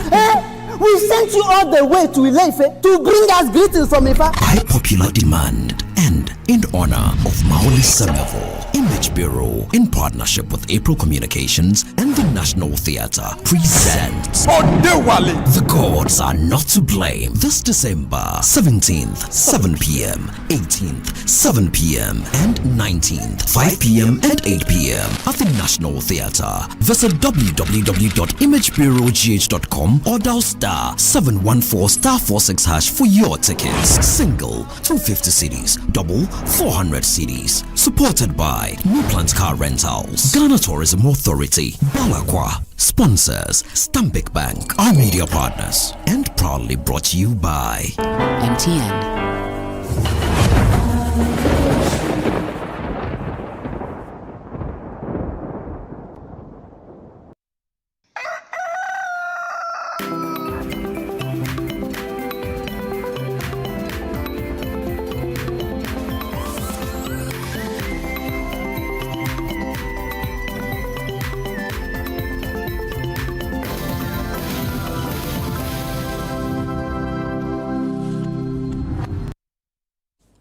Welcome back. Thank you for staying with us. This is Breakfast Daily on Channel 1 Television, and we're continuing the conversation on the WASSCE results and, of course, the University of Ghana's position on the admission standards. But there's a quick message here. I'll just run it through, and then I go to Hamza for his contribution on the subject. Good morning, Nana. I am Mike from WA. In fact, I always like how you pair Hamza and Miracles on the show. The more the opposition criticizes the government, the more the government learns from their mistakes. And if they are the same party people on the show, they will only be praising the government, which may result in them losing power like the NPP. Hamza and Dennis always have a smooth and decent debate among themselves, and I actually like them. And you say big ups to Channel 1. Well, thank you very much. Hamza. You have to stop paying us. Indeed, we'll look at it. We'll say that it is not a smooth discussion. He's doing propaganda. He's doing propaganda in government. It's not smooth. We'll send our budget for approval. He's actually blackmailing me. He's actually blackmailing me with that something. He knows it. And I'm going to start on an interesting but very frank note. You see, you simply cannot fault my brother when it comes to his forceful defense of the new patriotic party, and most importantly, even now in opposition, comes to the policies they rolled out. And sometimes you begin to wonder where many of his colleagues are, even now that they are needed more. Quite frankly, he's undoubtedly one of the best things to have happened to the NPP. In all honesty, regardless of what anybody thinks, especially when it comes to the politics of the party. And so I will not be part of those who will question his competence when it comes to the work he does. I believe, like he indicated, that he's an intelligent young man. But this morning, either for mischief purposes or just to score cheap political goals, he has decided to put some spin on that intelligence, especially when it comes to the concerns people are raising about the performance of our senior high school students. Yeah. Those making references, Dennis, to the introduction of the free senior high school and the possible linkages with the failures are not saying that simply making students not pay fees is the cause of the failure. They are telling you that government's agenda, even amidst caution at the time, for us to hasten slowly with how the free senior high school was rolled out, and government's obsession to want to send signals out there that even amidst the introduction, students are beginning to perform better, could possibly be the reasons why certain things were done behind the scenes to ensure that we recorded beautiful pass rates. So if you belittle their concerns to simply saying that, oh, because government has said don't pay and go to school, so it's the reason for the failure, that is not accurate, and that is not fair. So you don't set your own questions and proceed to mark it, and based on which you run commentary. Absolutely not. So let us give credit to those who are raising those concerns. It is not to say that I subscribe to those views, but they are allowed to do so. And I have before me excerpts of the statement the Ghana Education Service itself released. And it says, this is a direct demonstration of our commitment to restoring, keyword, of our commitment to restoring the integrity of the examination system. So it's not just any ordinary Ghanaian on the street making these claims. And we all know the stature of Ghana Education Service. Yeah. This is an official statement from Ghana Education Service signaling that under the reset system that we are running, they are also taking advantage to reset when it comes to the examination systems. We are not saying it. It's not the ordinary Ghanaian who is saying it. These are institutions of state making such public declarations after they were attacked or concerns were raised about the performance of our kids and our younger brothers and sisters in senior high school. Let us not pretend. And that's why I was beginning to understand the source of my brother's data in relation to the contact hours.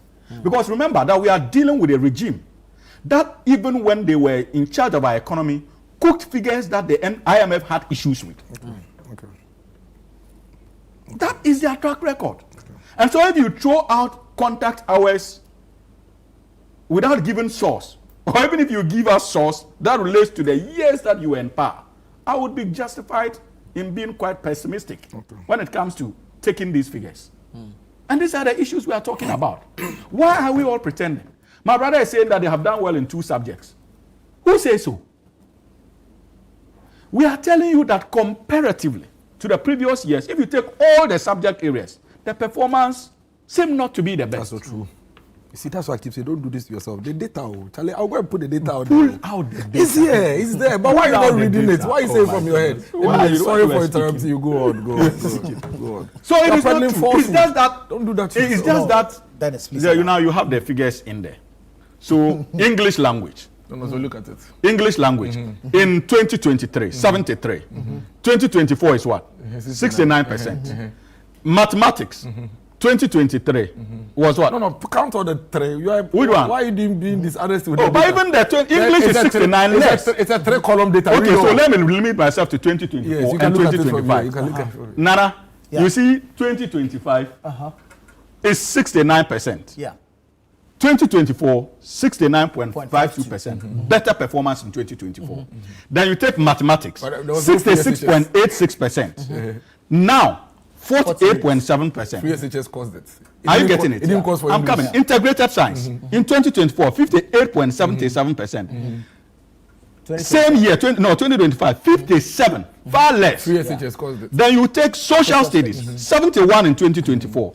In 2025, 55.8%. So in all the subject areas, there was a decline. No, so it's not in all. It's not in all. It's not in all. You are looking at the subject. Core. In the core. Okay, let me limit myself to the core. But we are dealing with, he mentioned 2 subjects, 2 core. What we have, is that 2 core? This is 4 core. And we are trailing behind. So you lied. The data did not support your assertion. Or the data is not supporting your assertion, my brother. And so, let us be, I should finish my point. Let us be careful. Because we are talking about the lives of our future leaders. And as a responsible government, one is even beginning to wonder why the NPP decided to run their own system of centralized exams under WASI. When we were meant to be part of the West African Examination Council, where all of us in West Africa write the same exams. They took us out of the system. After the implementation of Free Senior High School, what was the motive? Was it done in such a way that Nana Addo Dankwa Akufo-Addo and Dr. Mahmoud Bawumia would have the luxury of space and time to be able to control the outflow of these performances? These are questions we should ask. And I'm excited by the decision of the Ghana Education Service, because they have indicated also that they are taking us back to the West African Examination Council system, where we will write the same exams with our West African neighbors. What was the motive? Nana, tell me, what was the motive? And when we are raising these concerns, my brother says, no, we should not say that Free Senior High School probably would have had something to do with the kind of performances we are now beginning to get. And in any case, he just made references to the review of contracts. You think that the responsibility of this new government is simply to come into office to continue what we are doing, especially after 8 years? It would be irresponsible on the part of the minister responsible for education and His Excellency President Mahama not to attempt to review and have an understanding of the inner activities of the Free Senior High School and how it is impacting education delivery. That is one of our core mandates as far as the educational sector is concerned. And so, despite the fact that in the first 100 days, we had a stakeholder engagement on the possible future of the Free Senior High School and what we could do to perfect it, this performance and the results being released and the GES press statement on same will undoubtedly help this government ensure that we better position our kids to be able to derive the needed benefit from the Free Senior High School. In any case, my brother knows that the NDC has never been against Free Senior High School.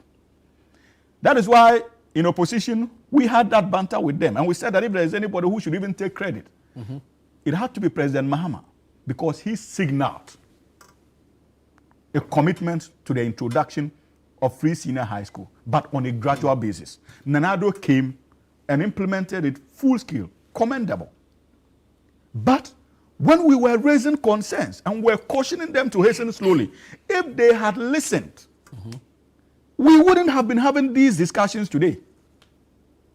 And that has always been the stock in trade of the NPP. I don't know why they take delight in playing around an educational system. Because even when President John Kufuor came into office, remember, they rolled us back to 2.5 years from 5 years. I think that it is something we need, and I agree with those who say that, look, we must find a way of taking the politics out of our educational system and allow the technocrats to handle that sector in a way that is acceptable without unnecessary interference from government. Because that is the only way we would ensure sanity when it comes to delivery. But tying that to the UG decision not to increase their cutoff point, I find that extremely unacceptable. Clearly unacceptable, in all honesty. Because you see, I'm a former student of UG, just like my brother. I know, not just under this regime or the Nana Addo's regime, there were instances that there were years, like he indicated, right, that the performances were quite troubling. Institutions decided to raise the cutoff points, including University of Ghana. So why, all of a sudden, you are taking a decision? Because it could be that this is not even as a result, like he indicated. It could be that it may not be the results of Free Senior High School or the what's the name? The kids themselves not learning. Yourself. Stick to the argument. You said it's free education. Don't change. No. Don't contradict yourself. Why are you? Don't contradict yourself. You said it's free education. Stay there. Don't use it could be. Stay where you were. I said it could be. No, don't come. I said it couldn't be. I said that you cannot. It couldn't be. Stay where you are. Probably. I kept on. You see, I'm glad you were following the data. Stay where you are. Stay where you are. You see, the data has unsettled him. The data he was trying to. No, it hasn't. You know me when it comes to data. I know. No, but this one unsettled him. No, very well. So Hamza, please. He hasn't at all. Let me make my point. You see, I think that our universities, they need to be flexible. I agree with Dennis when he makes the point that, look, it is possible that this could be as a result of things not related to the students themselves when it comes to the performance. And there are instances where students will even call for remarking and stuff like that. Yeah. We need to understand that the University of Ghana's decision not to raise the cutoff points will be problematic. Yeah. Because these guys have written. It's not as if they have not passed. The pass mark is what? No, if you have 24, you have passed. If my memory serves me right. Yeah, but that's what it says. So that's what it still is. So that is what it still is. Yeah, but so University of Ghana institutions like University of Ghana can say that our cutoff point is 8. So they should take it 40? No, I'm not saying they should take it 40. Our cutoff point is 8.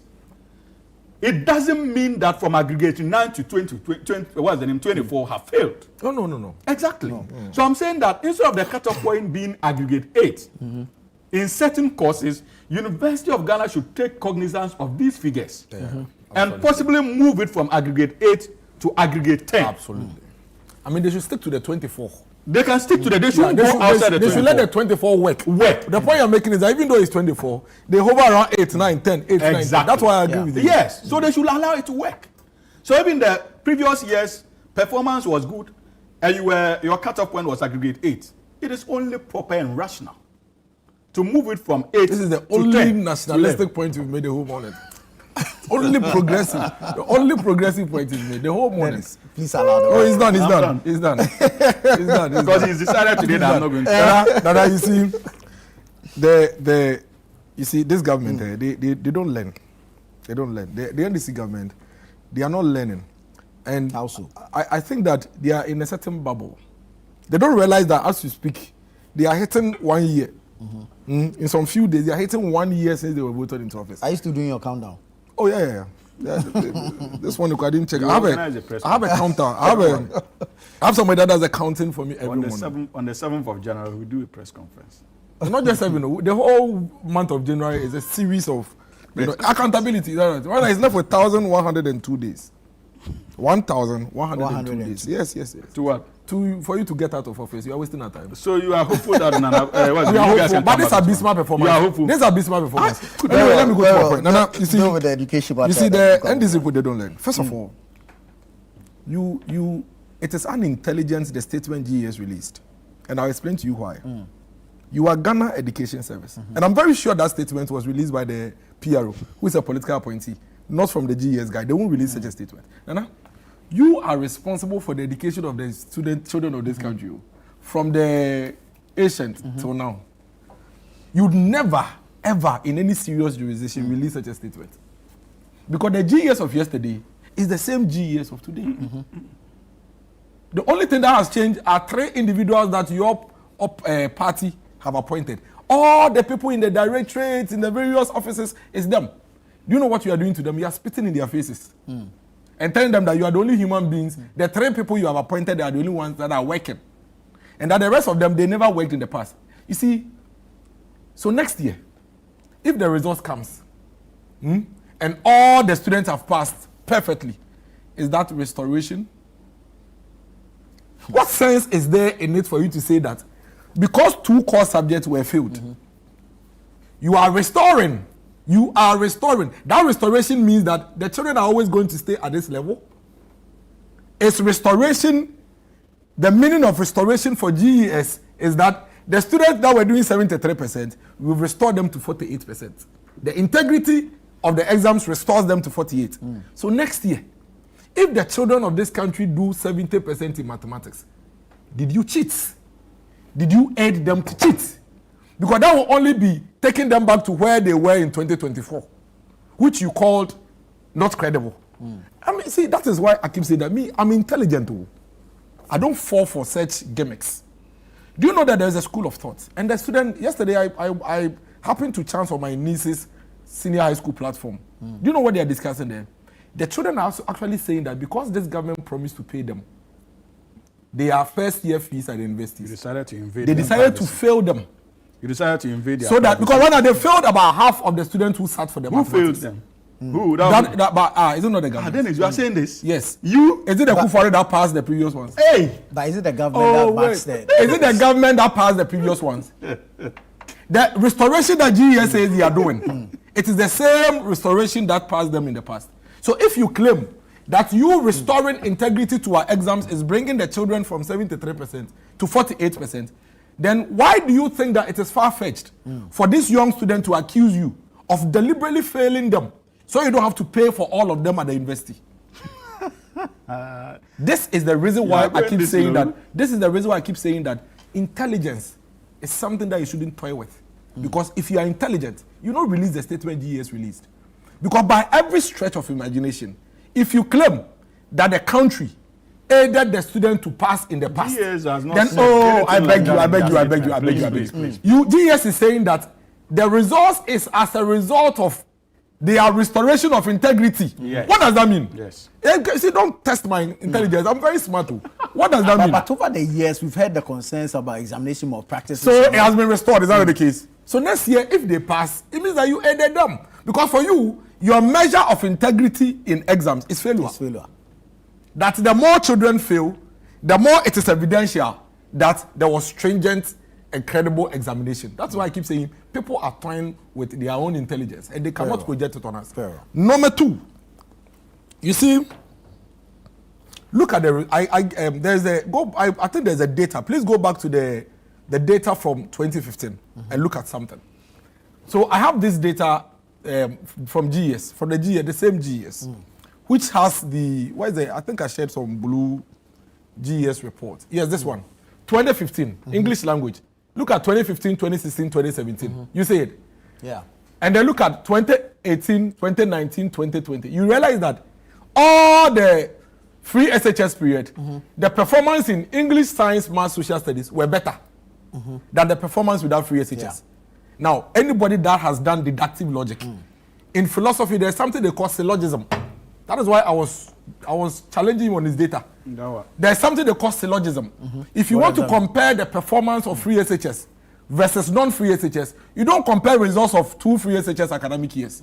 You compare results of free SHS academic year versus a non-free SHS academic year. No. To prove that indeed free SHS is not the reason why performance is low. And the evidence is here.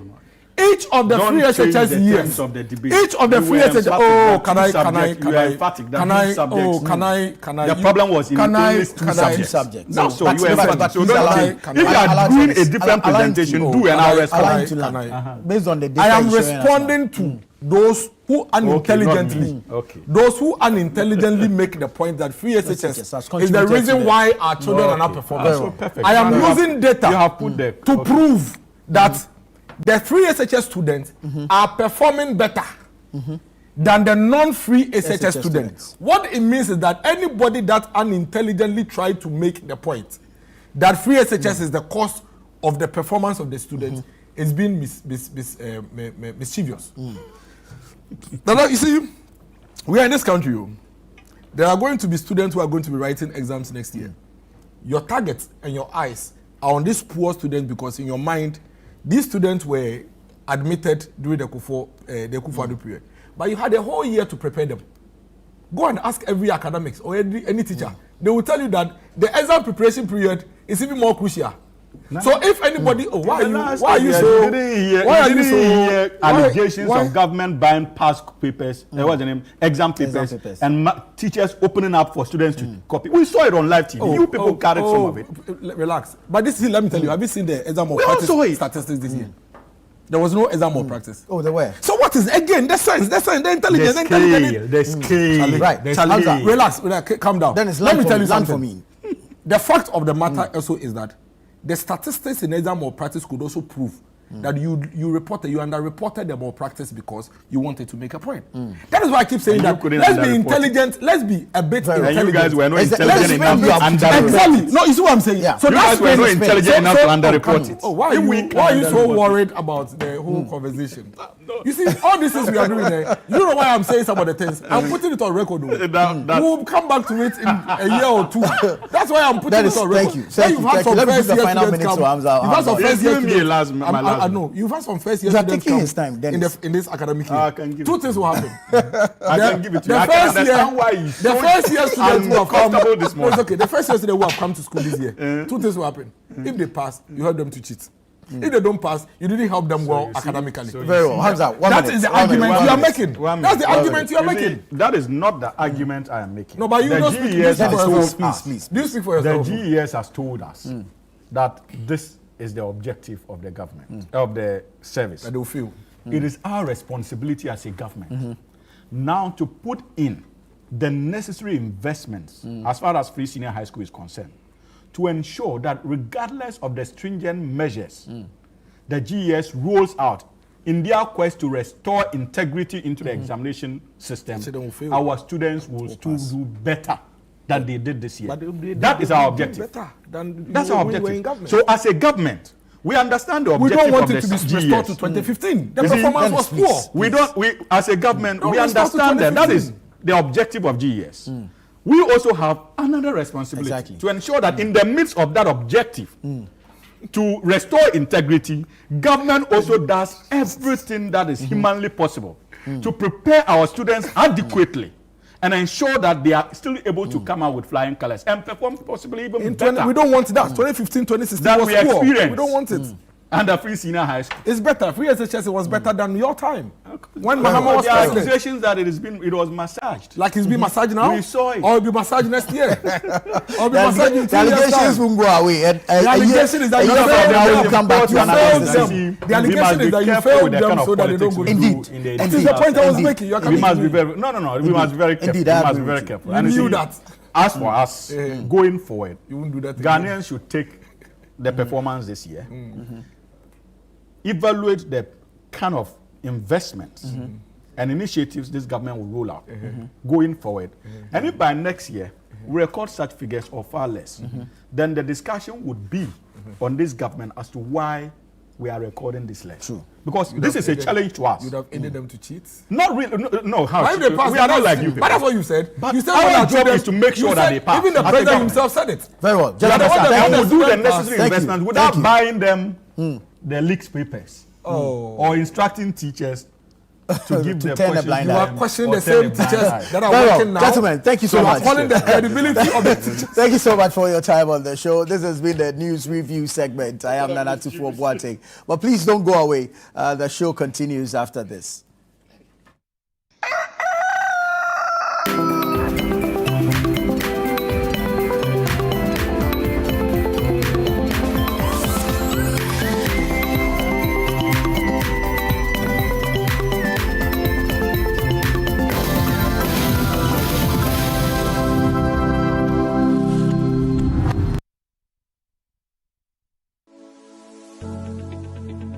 The National Petroleum Authority hereby cautions persons engaged in illicit storage and trading of petroleum products to comply with the regulatory requirements to operate in the downstream petroleum industry. The NPA Act clearly stipulates that no individual shall engage in any commercial activity related to the importation, exportation, re-exportation, shipment, transportation, processing, refining, storage, distribution, marketing, or sale of petroleum products in the downstream industry without first obtaining a license from the NPA board. Failure to secure the necessary license and properly regularize operations will result in confiscation of petroleum products, prosecution under the law, and decommissioning of facility. For more information, contact the National Petroleum Authority on 0302 550 380. You can also visit our head office located at Jolu of the N1 Highway or any of our regional offices.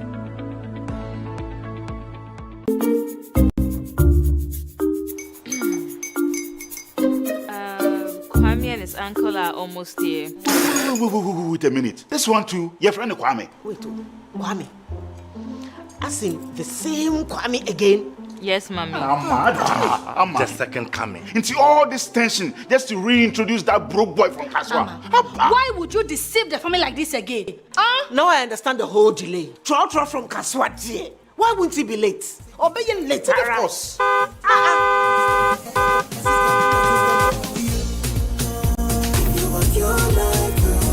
Star 712 hash, star 712 hash.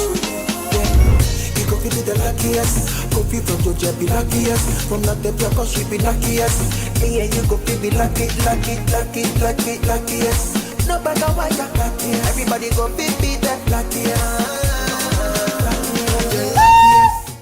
That's Kwame! Senya, God, the apple boom. If you put it toye, so would the coming of the son of man be. Is that his car? Ha! Even now, your shadow the way designer. I use my own mouth to reject him. Oh, this is my mouth. Look at that. Kwame, my son. Now, tell me the truth.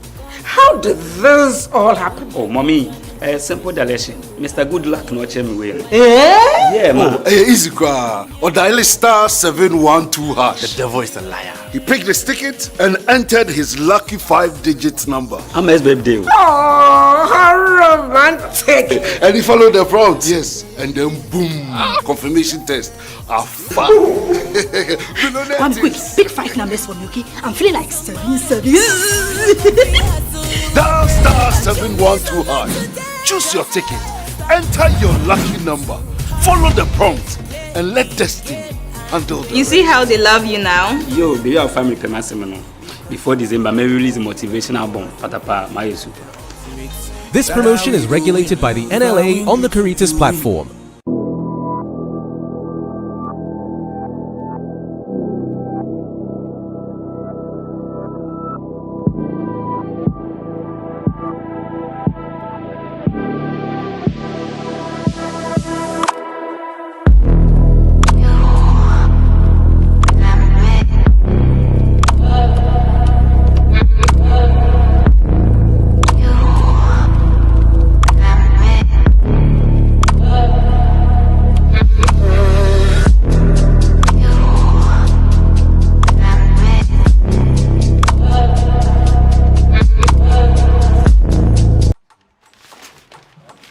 This is AFCON, my friend.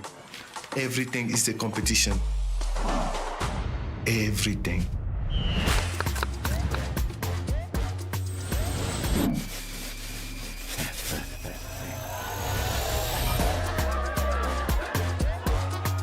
Join our family for AFCON Morocco 2025 from 21 December to 18 January. Available on DSTV and GoTV. You get bad mind, no be say you be baddest. Come on, what tell Buria, say dear, if you see Kona Nimi Yankasa, Enti, Kanena near Bosili, Madame Yashan, Nina, Akem, a Nasboy Enterprise, SMN Control say, what's you fear ye? We hear POP ceiling papa, with many design, plasterboard installation, TV unit design, a Cassian Ketua, and Italian Ahudwina, or Baking neat at the amount. Afi, was sounds we painting, into a damn beer was here, who fret a Nasboy Enterprise.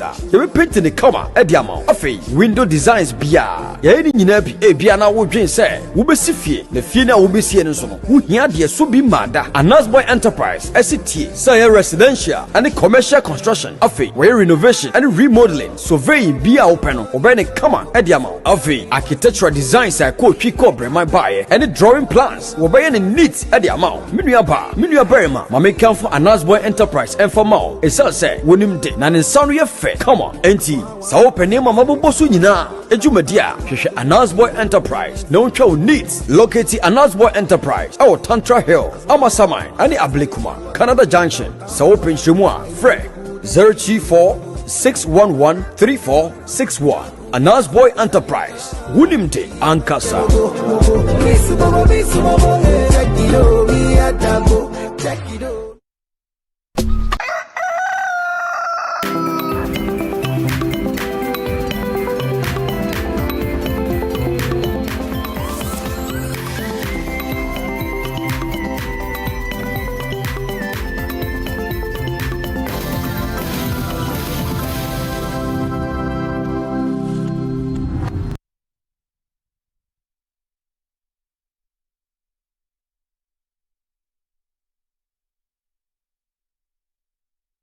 political side of the story of the show, or probably the newspaper review or the news review segment of the show. We are continuing. We will enter our communities. It's a Wednesday, and every Wednesday, definitely we bring you sanitation issues, which is very important because as we look at our developmental problems or issues in the country, we shouldn't forget that sanitation is also very important. Today, we'll be taking you to the Upper West region, specifically in the Wa municipality, where we understand that the sanitary conditions there are very bizarre, and the residents there are actually talking about it. It looks like the municipal assembly there cannot really solve the problem, among other issues. But our correspondent there in the Upper West region, Martina Zabok, filed a report. Let's bring you that report after we will have conversations on that here on the show. In communities such as Kambale, Doble, Konta, and Sekwayuri, the situation is strikingly similar. Refuse containers left overflowing for days, gutters clogged with plastic waste, and piles of rubbish dumped at night along roadsides and into waterways. Residents say the deteriorating sanitation conditions are now part of their daily reality, with consequences they feel immediately and personally. Frankly speaking, the refuse is really worrying because there are children around who always comes around thinking they can play with it, but it's something very harmful.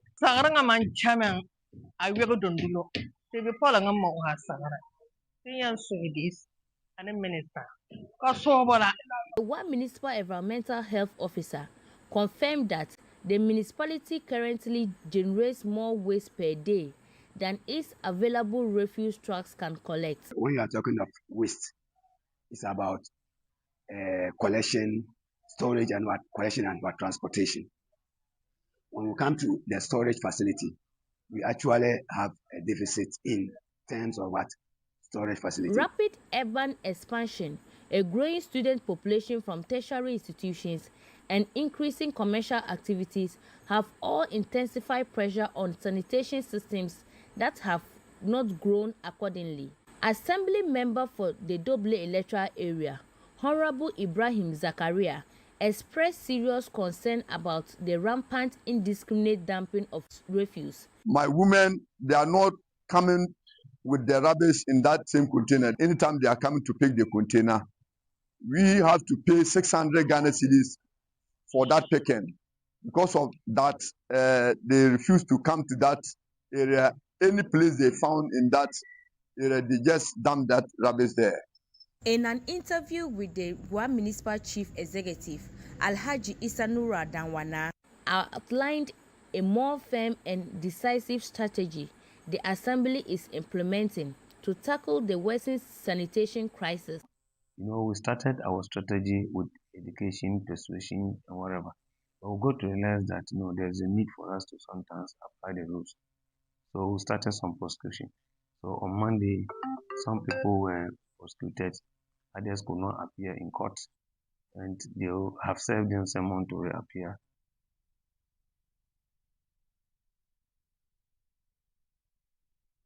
So that is the condition in Wa municipality. The municipal assembly is complaining about the sanitation situation in the community, and I'm sure that if you are a resident of Wa municipality, you may also be complaining about the problem there. But the question is, who is generating the waste, and who exactly is supposed to be in charge of ensuring that the community or the municipality is rid of filth, among other issues that we'll be having conversations on. But Martina Zabok, who is our Upper West Regional Correspondent, filed this story. Let's have details from her after we have conversations with other individuals who will be joining us on the show later.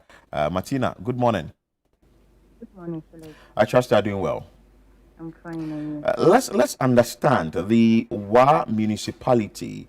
What are some of the issues or accounting to the filth we are saying on our screens now, and also with the Sanitation Day that is being done every first Saturday of the month.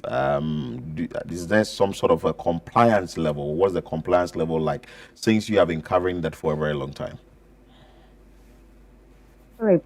Actually, the sanitation issue in one municipal is worrying. So, currently, the MCE has been doing some cleanup exercise every second Saturday of the month. But then, so when you go to some communities or areas in the municipality, you still see fields around. And I think this is something that some individuals have taken upon themselves, that maybe they will not obey to the sanitation issues in the municipality, because you could see that some areas in towns, just like the gutters, the big gutters like this, people will just pick their rubbish from their houses or from the markets, from their shops, and come and dump them in the gutter. For who to pick them? And sometimes even what they tell you that people are there to do it, and forgetting that Zoom lions are no more working. Is these women who used to sweep the streets of the municipality, keeping it clean, the gutters, gathering the waste, dumping them to appropriate places, but now they are no more working. But Martina, hold on with that. If we understand that Zoom Lion is no more in the municipality and ensuring that the area is clean by carrying the refuse from one point to the final destination, is there any environmental service provider in the municipality now? Yeah. Now, what is left is that the assembly and then the environmental health agencies are doing their best to curb the sanitation situation in the municipality. But then the cases, I see that this is is something of attitude. So it's an attitudinal thing, right? Sure. Because you can't pick waste or you can't pick filth from your house. You go and dump it in a waterway or a gutter. Maybe even if the bins are there and they are even full, but at least you dump it there. That is the place which rubbish are supposed to be dumped. But then people will, in some of the communities, the assemblymen have made a plan that, okay, for the trucks to come and pick the bins to the dumping site, they will pay some small token. So anybody who comes to dump their waste there, you have to pay maybe 1 cedi or 50 pesos. And some people think that paying that money is something they will not do. So anywhere they find themselves, they will dump their rubbish there. So that is one major problem in the municipality. Let's understand which communities are there in the municipality that you can pinpoint that, okay, sanitation is not proper in these communities. So when you go to Zongo like this, Sokayiri, and so Zongo, Sokayiri to that stretch, when especially the dumping bin you've seen so full and dropping is a shot I took at Sokayiri. And that dumping site is just by the roadside, some few meters to the roadside. But in places like Dobile, Dondoli, they have initiated the dump and pay. So when you go there, you pay the small token, and then you dump your rubbish, and then the trucks come to pick them to the dumping site. So when you go there, some of the places, the dumping site are clean, although. But then those gutters where the rubbish have been choked, so the stores, those who have stores by the roadside, you see that those sweep bring the filth out and put them just by the roadside, the street. The shops in the central business district or in the major areas where business goes on, aren't there refuse bins where they can dump their waste into and eventually will be taken by the contractors that's the waste contractors. Now you made mention of the fact that Zipline is not in the area, so certainly that means the municipality is doing what it can. Isn't there any way that the municipality or the assembly rather takes these bins to the appropriate places? Actually, some of the shops have their own bins they keep, but some mostly when you go to the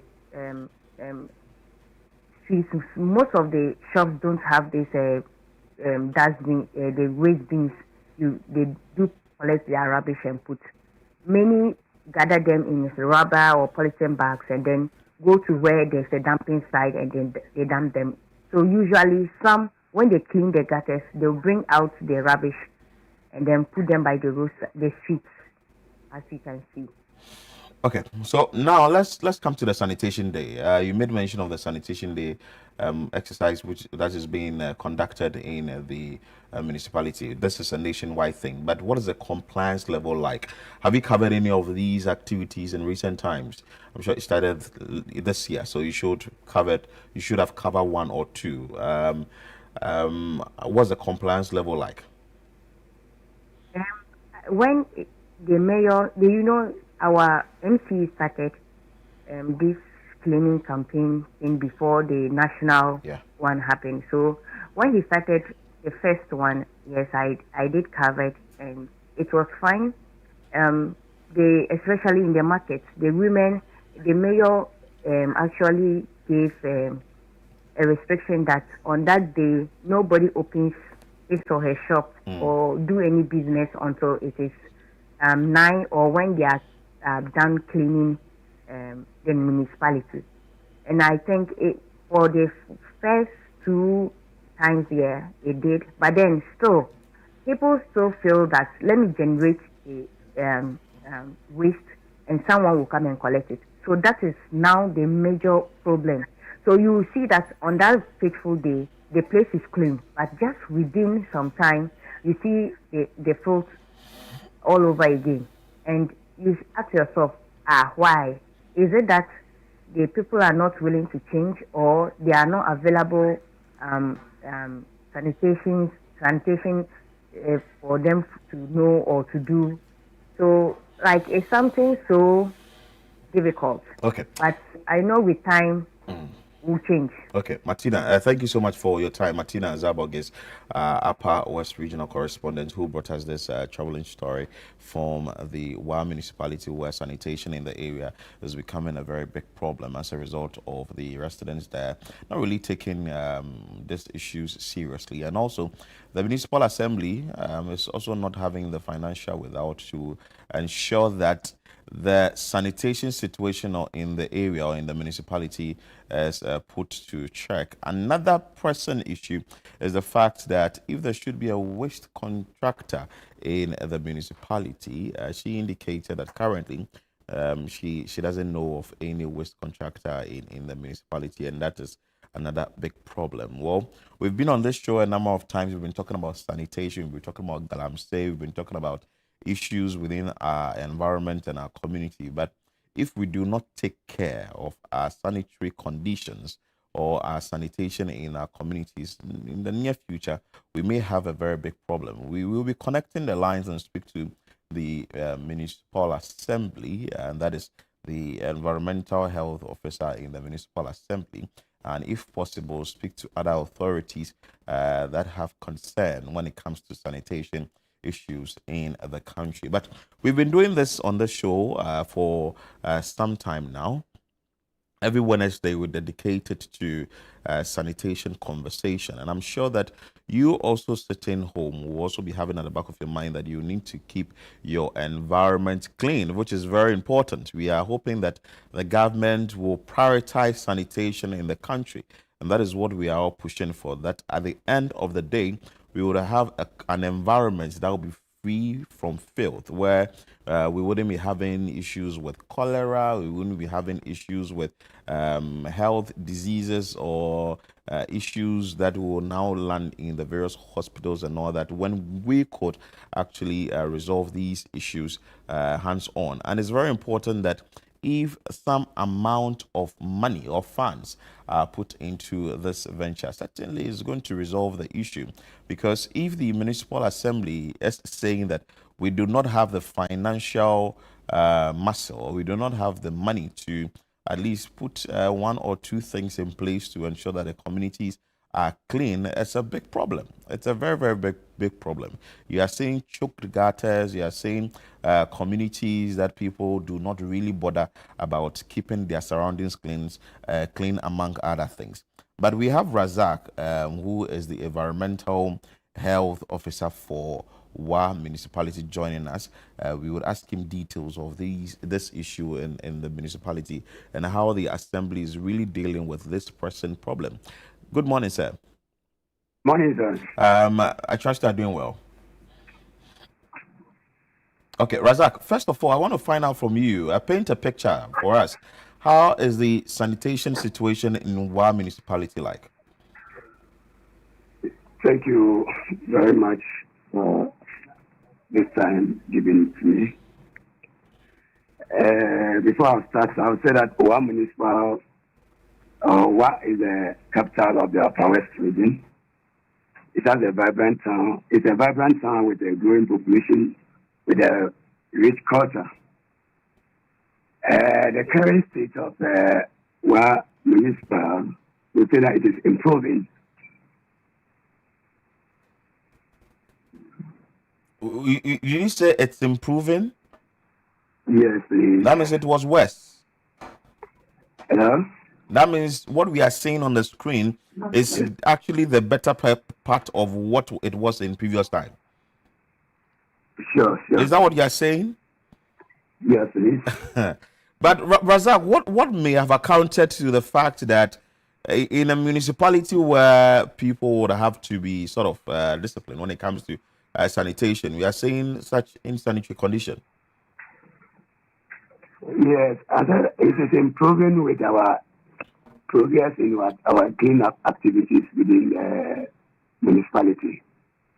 I think for some months now, when our municipal chief executive resumed office, somewhere June, sanitation situation was not all that good. So he took up some initiatives for us to enhance sanitation within the municipality.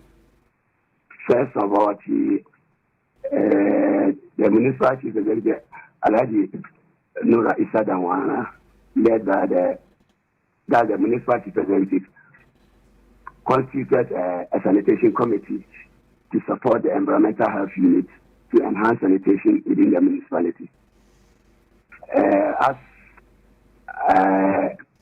then, we have a lot of refuse camps within the municipality. So when this sanitation committee was instituted, we met and then we decided to organize our first cleanup within the municipality, which was in July, and which was massively participated by the public. This one did not just start like that. We started it with a lot of community engagement and then stakeholders engagement. We also had the media. So all stakeholders were put on board to help clean WA. So this massive cleanup was conducted on 12 July, that's this year, 2025. And after that first cleanup, subsequent cleanups has also been organized. That's on the August, September, until the maiden cleanup, the National Sanitation Day cleanup, which was organized. So with this, on the cleanup, these sheets that we are talking of, currently we have evacuated over 20 dam sites within the municipality. And community members have also realized the impact and they are participating in the cleanup. And that's why I could say that sanitation is proven within the municipality. Okay. Do you have waste contractors in the municipality? The waste management within the municipality is the sole responsibility of the SAMO.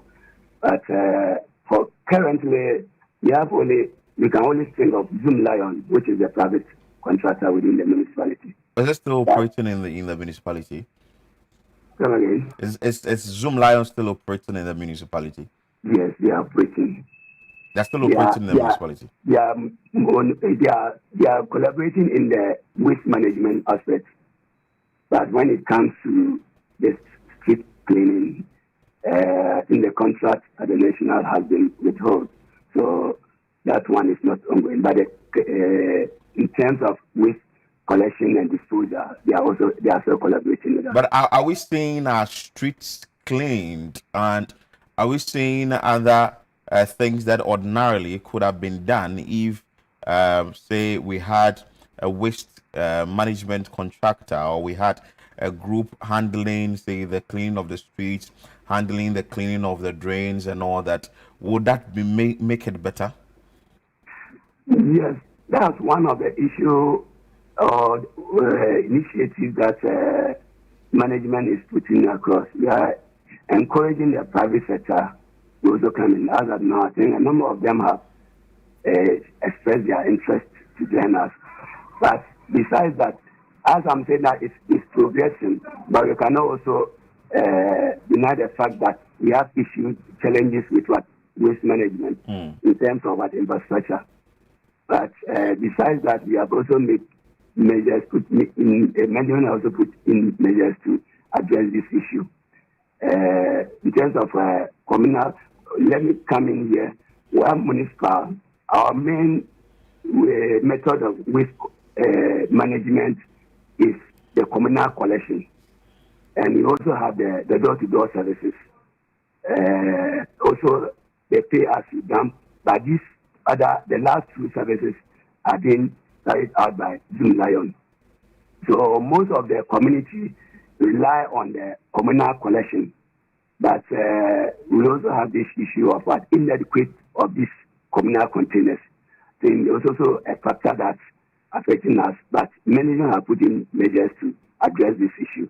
Because currently we are building new communal containers, and in collaboration with other partners, they are also coming to support us with some communal containers in ways in which we know will be addressing this issue of inadequate communal containers within the municipality. Beautiful. And I'm sure that you made mention of participation, you made mention of education and all that. What of enforcement? We know that there are some bylaws, sanitation bylaws, that the assembly is supposed to enforce and ensure that the communities are cleaned. How is that going? Yes, with human society, when there's a good thing, but there are others who also prove recalcitrant. And the environmental health unit is working hard to deal with, at least we are not looking at the enforcement or prosecution as something that we will cherish, but it is a way to deter others or to serve as a deterrent for others who are also of the similar behavior. So environmental health unit is not resting. I think last week we arranged some people before courts. So the enforcement is also ongoing. We arranged some corporates before court, so which they were fined and then discharged. Razak, from all what you said, will you agree with me that managing waste is very expensive? Sure. I'm very sure that waste management is very expensive.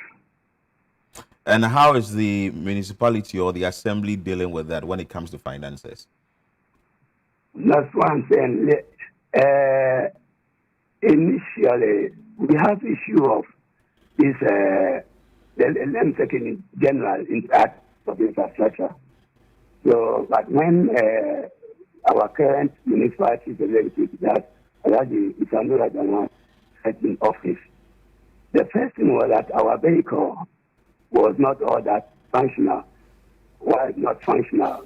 they were having issue of tires, batteries, but he was able to mobilize. As we speak now, there was a sanitation truck. Okay, some holding both of only one skip truck, and that skip truck with one specific emptier.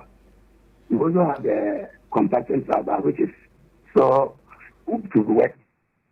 When he came into office, this issue of tires and batteries has been addressed, and we also ensure frequent fueling of this vehicle. Because if the vehicle is fuel, definitely it will be able to work and address some of these issues. Though it's very expensive, but they are doing our best to address these issues, and also so calling on the private sector to also come in to all support, because some responsibility. We cannot do it alone, so we need that support or collaboration from the private sector and make work clean. Rather grateful. Thank you so much for your time. We are grateful that you joined us.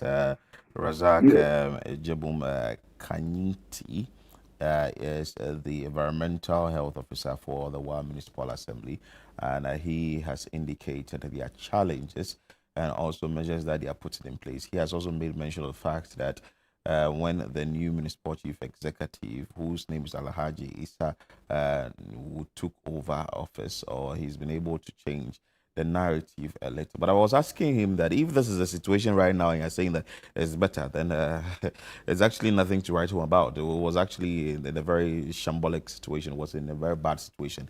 And if this is what we are seeing in the one municipality, well, we are moving away from Accra, the greater Accra region, where you know that, okay, filth has engulfed the metropolis and all that. We've taken you to an area which is actually out of Accra, which is in the Wa municipality. And it looks like the sanitation situation is even same there.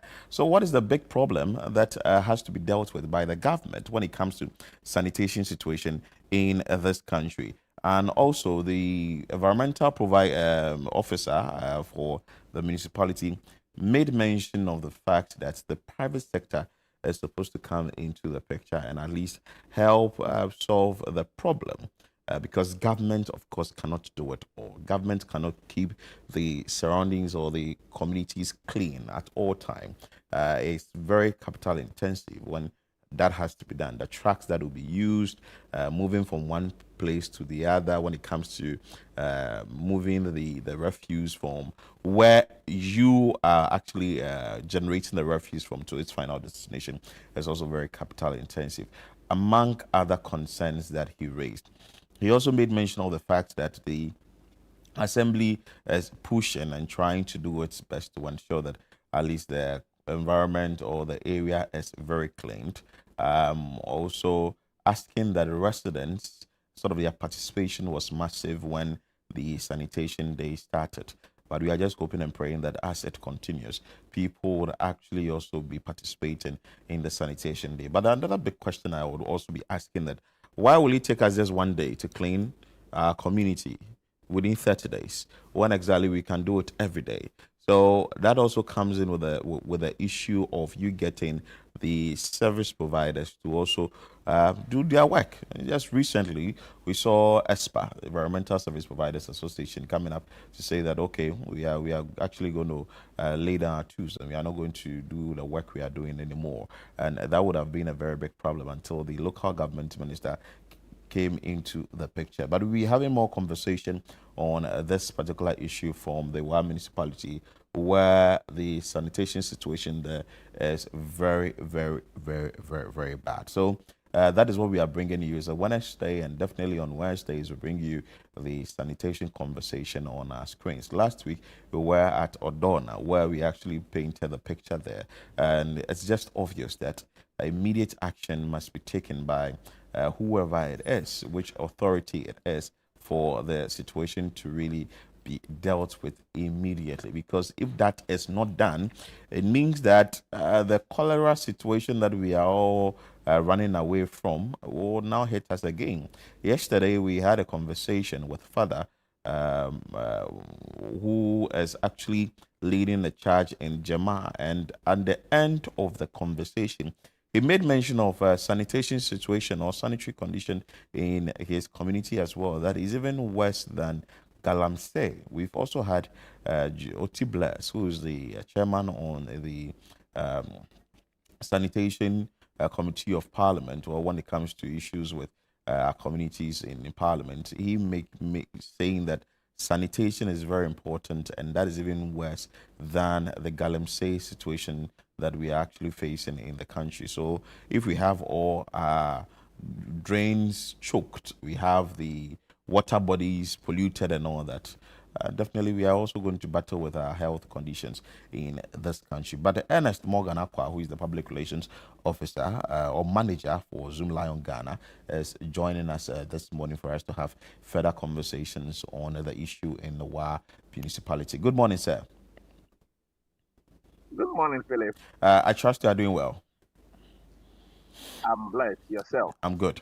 In our conversation with the environmental health officer for the Wa municipality, Razak, he made mention of the fact that though Zipline is in the municipality, there are issues and that the contract, we don't want to go into the contract and all that, but it happens that he's also calling on the private sector to move into the sanitation situation in the municipality.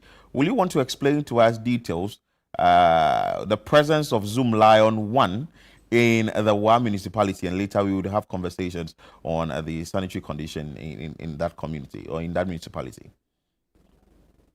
Okay, thank you very much, Philip. Yes, so in respect to Wa, their issue is similar to almost all the 16 regions that we have in the country. And for their sanitary condition, Zipline as a company, we are providing the sanitation improvement package for them, and also the YEA sanitation model, which ended last year, November, and we have been pushing for a renewal, which has not gone through. This has brought so much hardship to some communities and individuals across the length and breadth of the country, and Wa is not an exception. When you go to Wa, because there was constant cleaning of their drains and principal streets, everything seemed nice till the YEA vacated their job. So now when you go there, you realize that there's so much littering, there's so much illegal dumping in the community. The assembly wanted to use the sanitation day to clean, but you realize that is once in a month. And since it is not a practice, and they are now trying to go into it, it becomes a bit difficult to use only sanitation day to clean up. So I will use this medium to appeal to the government. It's about a year now that the contract ended. If they would really look at it, because the consequence of having the place dirty, it will be worse than whatever that is delaying us. So they should look at it and have these models so that we have people, sanitary guards cleaning the principal street and some other places in the community. Again, the issue with the YEA contract, among other things, what really was the situation in the area when you moved in there to ensure that the municipality is clean? Because the environmental officer indicated that, well, the situation is better than it was previously. So the situation, before the as the Wa alone, we had over 600 workers cleaning. We had over 600 workers cleaning, and that made the place better than it is now. Now, when you go there, because that segment is not there, and because people are not committed in ensuring that they clean their frontages, the issue of finding waste in gutters and drains, and everybody feels it is the work of the government to come and clean those places for them. So in this case, we can say that education is key, then also enforcement. But since we have issues with a bit of education and enforcement, what we need to do is to revive the models that would ensure that we are helping the community clean up their various places in the community. Beautiful. So, as we speak now, what is the duty of Zoomline or a private service provider in the municipality, or totally out? And is it the assembly that is doing all the work? So with the cleaning, yes, now it is the assembly. You know, government has given power to the assembly, and they have their budgetary allocation to ensure that they clean up or contract a service provider to do that. For that of the YEA, it is still on hold, and we are hoping that before the end of the year, they will engage us or engage some other private companies to start this. But for now, all that Zoomline is doing is to do the sanitation improvements package. That is picking some of the containers, the 12 cubic containers in the community. And how is that going? That is going well, but it also has some challenges because there is non-payment. Let me put it that way. We have some amount not paid, and even the recent one, because it's a new thing in the municipal,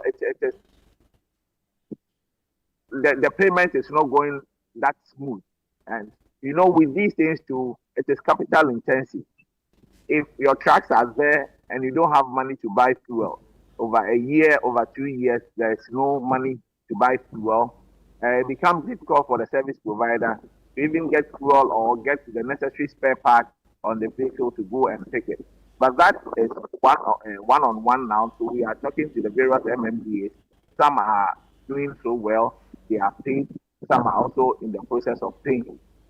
So we hope that payments will go on well, so that service providers will also have the muscle to do what they have to do very well. Of course, Morgan, thank you so much. But before you take leave of us, maybe your final words. Yes, so what I would say is that sanitation is not a one-man show. It rests on 3 key pillars. That is the individual, the government, and the service provider. So all these 3 sectors, we should all come together and ensure that we do the right thing. And also, we have to move from the state of littering and coming to collect. Let everyone get a bin in his or household workplace, so that we put in the garbage directly into the bin. That would limit the littering and the insanitary sites that we see around. So I would entreat all households, they should get a bin. That is the first step in proper waste management, to hold the waste before we talk about coming to collect it and transporting it to the various sectors. And as to Morgan Aqua, thank you so much for your time. He is the public relations manager, Zoomline Ghana Limited. We actually had to engage him because the assembly kept mentioning Zoomline and also kept mentioning the private sector involvement in managing of waste and all that. And Morgan has also said it, individual. It comes to start from the home. The government has a role to play in there, and also the private sector has a role to play in there. You can't take one out. We need all 3 to ensure that the work is going to go on well.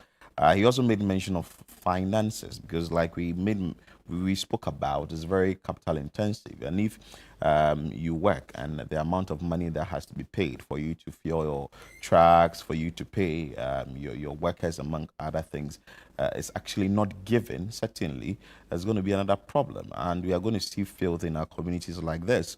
It's just that the problem is bigger than what we are seeing. If we take you to maybe the beach side, you see filth all over the place.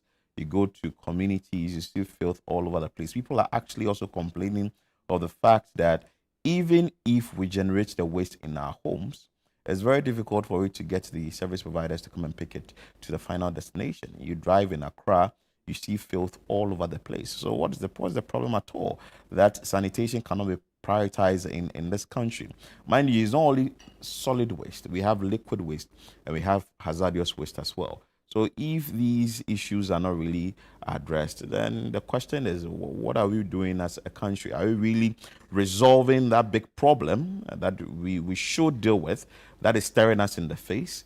Or we are just looking at one side of the whole situation, that maybe someone hasn't done the work well, and the money that has to be paid to the person is another big problem, or the government is focusing on something else, or we the individuals are not really complying with the issues or with the law that we should keep our surroundings clean, which is very important. But on Wednesdays, like I indicated, we'll bring you the sanitation conversation here on the show. Certainly, in the coming days, we'll be bringing you a looming disaster in the Greater Accra region. Some of the landfill sites are getting full, and if that happens, that means we are going to have the waste in our homes, and that can result in what we are all dreading. That is the cholera cases, and maybe we are going to get our homes, we are going to get the health offices, or we are going to get the hospitals or the clinics full up with all these diseases and all that. But if the right thing is done immediately,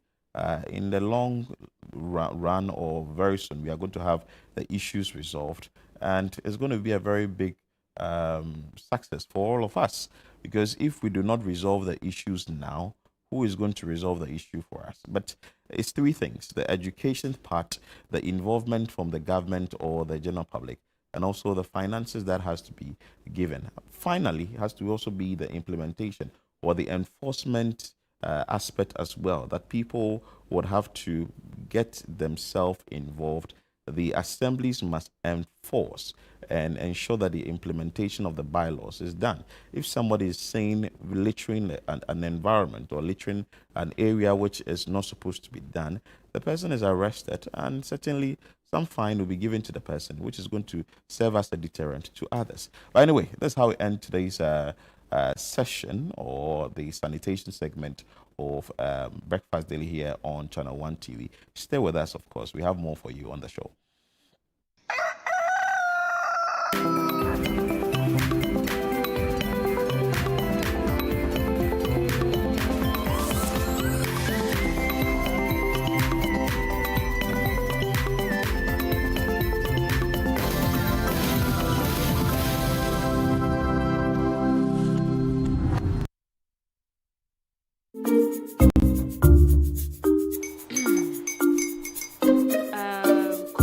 Uncle are almost here. Wait a minute. This one too, your friend Kwame. Wait, Kwame?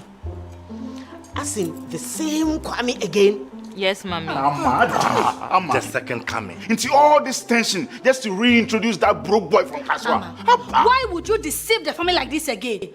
Now I understand the whole delay. Troll from Kaswa. Why wouldn't he be late? Or be late? Of course.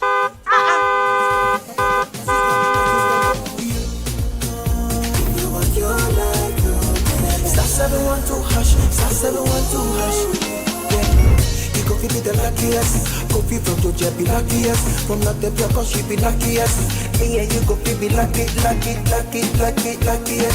Nobody know why you're luckiest. Everybody go be the luckiest. That's Kwame. Senya God the apple boom. If you put it toye, so would the coming of the Son of Man be. Is that his car? Ha! Even now, your shadow the way designer. I use my own mouth to reject him. Oh, this is my mouth. Look at that. Kwame, my son. Now, tell me the truth.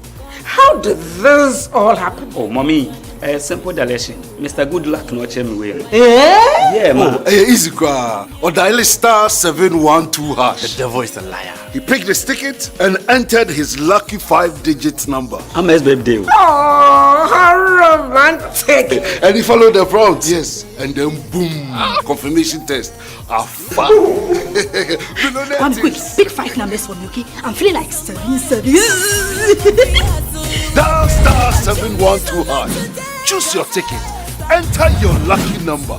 Follow the prompt and let destiny handle the You see how they love you now? Yo, baby, our family permission. Before December, may release the motivation album. Patapa, my super. This promotion is regulated by the NLA on the Caritas platform. Life It's a celebration of moments. Big and small. The sun is scorching, I'm feeling the heat. With Piva Drink, every moment becomes a refreshing celebration. From the beach to your home, in every corner of your world. Piva Drink at a burst of refreshment. Give me Piva cocktail and tangerine.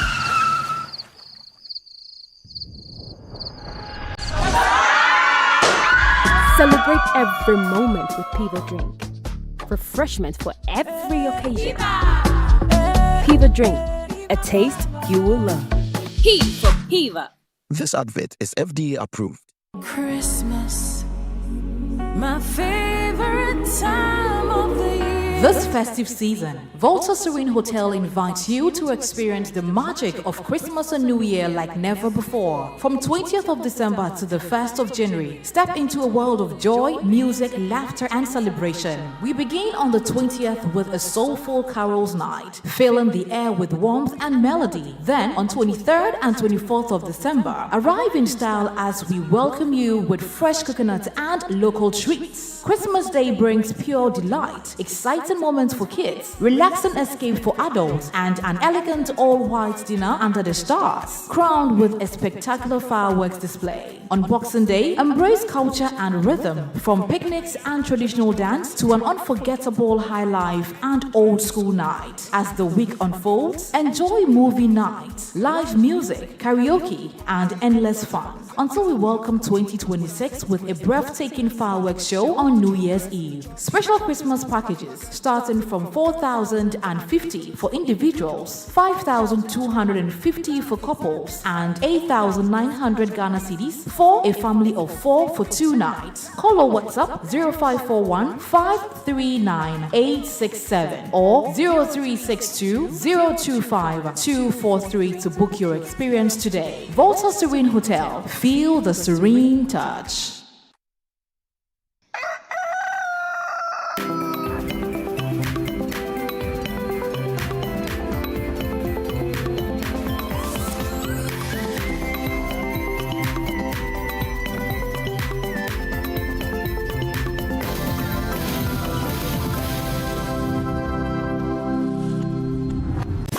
This Christmas Eve, skip the ordinary and step into the extraordinary. Welcome to the Situation All White Party 2025, where the music never stops, the energy never drops, and the fun never ends. Celebrating grand style with great music, irresistible food, and an atmosphere that screams good vibes only. Date 24th December 2025. Venue Good Park near the Accra Mall. Time 8 p.m. till late. Dress code, it's an all-white affair. Get ready for electrifying live performances from Kofi Kinata,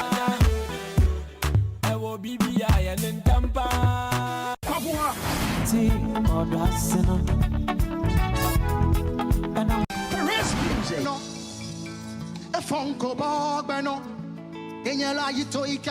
In Chin Chin Band, and DJ Mingle.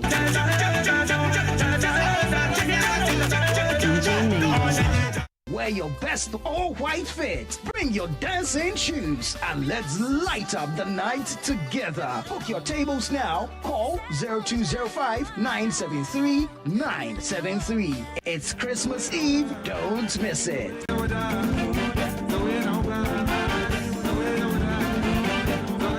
Situation All White Party 2025 is powered by Channel 1 TV and 97.3 City FM, and it's proudly sponsored by EcoBank, Bethel Logistics, and Hallmark Cafe.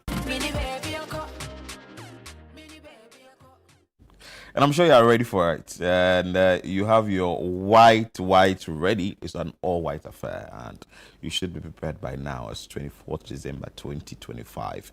Please, let's lose the stress. It's been a stressful year. But in studio, to give us more on this is Firma Idunyame and the Evergreen, Head of Event and Partnerships here at Channel 1 TV and CTF. Firma, good morning. Good morning, Phil. I'm super. How are you doing? No, born ready. You know that. I just can't wait for situation. What's this train situation? Charlie, since January 1, that's what I said. Now we can just afford to count down, you know, in hours. Oh, wow. So, yeah, very, very ready. How is it going, the preparation?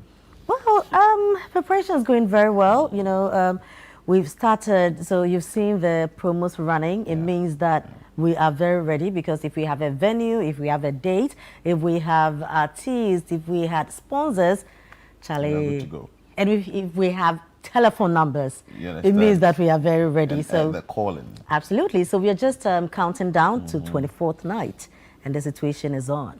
Are people calling? Are you? Look, you think in this world, I would say that Ghana can be broke, you know, we can talk about the fact that in Ghana and this, but Ghanaians are not broke at all. Let no one deceive you. Charlie, even when we were doing AgriFair and all, people were on the low calling giddy a situation. Oh, yes. So if you think, we are waiting to finish AgriFair and rest a little bit and then zoom into situation, you are on your way of sold out.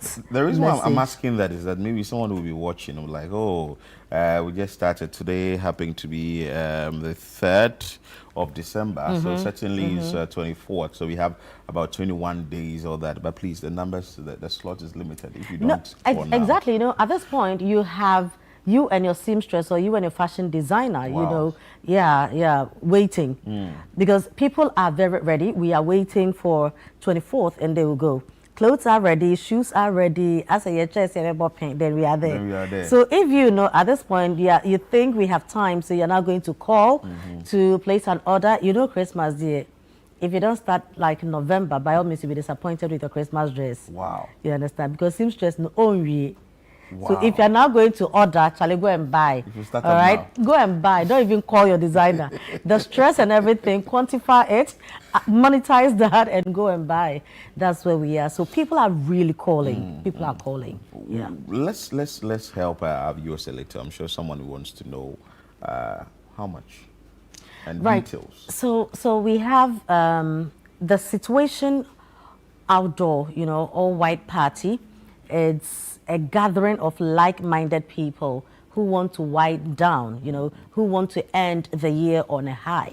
Because it's been 2025, for instance, has really been very, very eventful. Yeah. We've seen the good, the bad, the ugly, the nasty, the everything you can think about, you know. So if we are alive today, it means that, Charlie, in every way possible that we can, we should give thanks to God. Yeah. So in prayer, in celebration, in excitement, in networking, in, you know, meeting and breaking bread together, making merry, we need to do it to the glory of God. Hallelujah. Amen. You know, and so say amen. we have different packages. We have the alcoholic tables and we have the non-alcoholic tables. So for the alcoholic tables, we have the platinum, we have the diamond, we have the gold. Same for the non-alcoholic table. So for the platinum for alcoholic, it goes for 15,000 cedis. Cool. How many? 15. How many seats?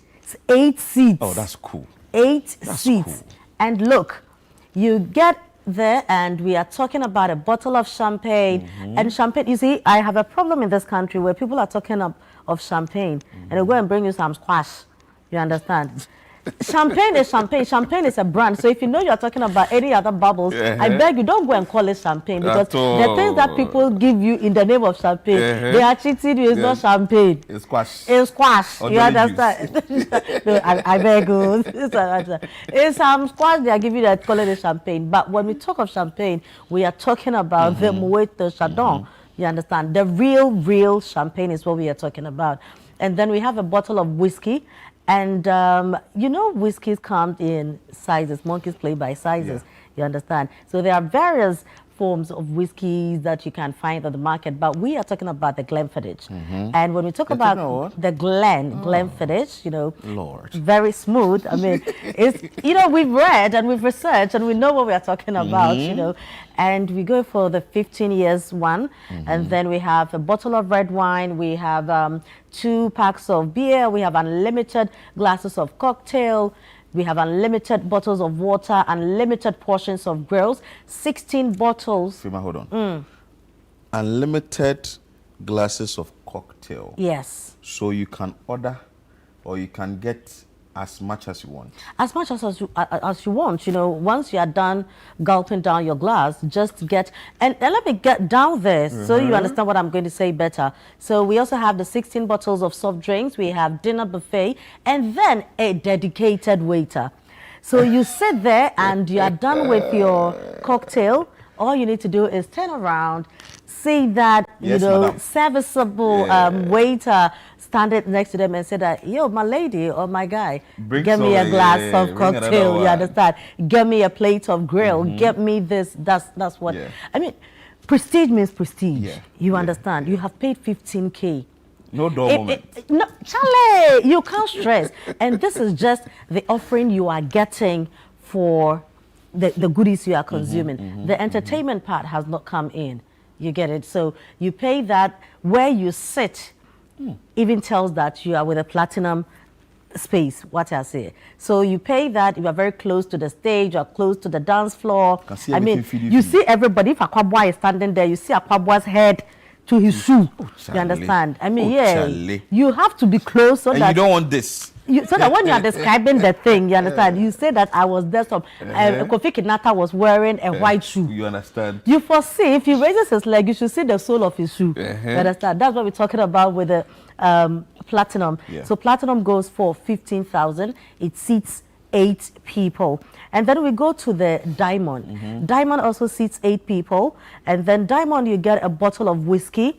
You get the, which is also Glen, you know, the 12 years. You get 2 bottles of wine. So you probably will get 1 white, 1 red. You know, you get 2 packs of beer, 16 glasses of cocktail, 16 portions of grills, 16 bottles of soft drinks, 16 bottles of water, and dinner buffet. Wow. So apart from the grills, the fried yam, kakra, and all the other stuff that you are getting, you also have the dinner buffet that you are enjoying. And let's not forget this time around, the catering services is provided by Hallmark Cafe. And we know what they stand for. We know what they can do. Exactly. You know the handwriting of Hallmark. I can see you licking your lips already. And why not? In anticipation, of what's about to happen. So Hallmark is coming. Charlie, I can't mention the list of stuff Hallmark is bringing. Wow. If you wow me, you understand? Charlie, And so I told them that, okay, can we taste before 24? They said, why not? So they did like a mini situation, kakra. Yeah, for us to sample. You didn't call me. No, that one I was doing events and partnership duties and stuff like that. You understand? I'll go I mean, with you. It's good though. It's good though. So we are not all the time carrying canopies. You understand? Sometimes they are doing party for us small. So we know what we are talking about when we say the food is good, is quality. You understand? They have a lot of surprises for us. They've actually packaged something around, because when we were having a conversation, they said, the people have to eat and eat well, but we know that this is what we are going in for with the buffet and all, but we want to surprise the crowd, So at around 1 a.m., 2 a.m., when we are just about wrapping up, we know people will be tired. We will have a surprise for them. Hey. Charlie. And I'm like, hey, and I am first kind of crap because Charlie, the offer is good. Yes. I mean, go to the market. This is the best tomatoes you can get from everywhere. Of course, you got me enjoying music and we give you surprises. What I say, I mean, it's the offer is good. The offer is good. And then we go to the gold. So gold goes for 9,000 cedis. The diamond is for 12,000 cedis. Gold, you are getting 1 bottle of whiskey, which is black label. Black label elsewhere is people's premium. For their top clients, they're getting them black label. What I say, but black label is for the gold people. Yeah, I mean, black label, Johnny Walker is premium. Exactly. Then we get 2 bottles of wine, 8 bottles of beer, 8 glasses of cocktail, 8 bottles of water, 8 bottles of soft drinks, 8 portions of grills. So if you do gold, it doesn't come with the dinner buffet. So you will just be admiring when the platinum guys and the diamond guys are going and pointing chicken and beef and fish and get Point and chew, go and get you get it, point and kill, you'll be clapping for them, say, yeah, but let's date but they also have some sort of advantage, they'll also be boiling with the music and all that, having fun and all that. Oh yeah, because they get their grills, they get their fried yam, you get your drinks, you get, I mean, everything that comes with, and that surprise package that Hallmark is bringing is for everybody. Oh, beautiful. It's for platinum, for diamond, for gold, so it's for everybody. So no issues with that at all.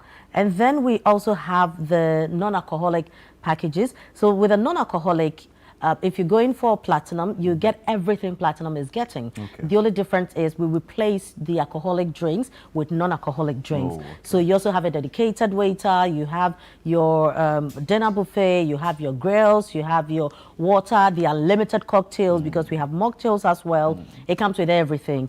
And for the non-alcoholic platinum, it goes for 13,000. 13, yeah, it seats 8 people. The diamond is going for 10,000, seats 8 people, and the gold goes for 7,500, seats 8 people. So this one you have no say excuse. No, you don't. You say that I don't consume alcohol. I consume alcohol, so I want to stay home. We have everything sorted out for you, whether you are boozing, whether you're not boozing, whatever. We help you. We are helping you reach your destination on the high. You understand? So everything is there. Now, this is the table packages. Having said so, we can have one person coming in. We have allocation for you as well. So you need to call. We have single seats, so for 2 people coming, 3 people, you can also be part of it. There are anchornams in this world who have their partner or their best friend, so it's just the 2 of us. You can be part of situation. It doesn't matter if you don't have the full table number. If you don't have 8 people, if you have 3 friends, you want to come, you can be part of it as well. You give us a call, 0205 973 973 and 0558 973 973. Earlier it was just the 0205 973 973, but the way the calls are coming in, we had to add the second number.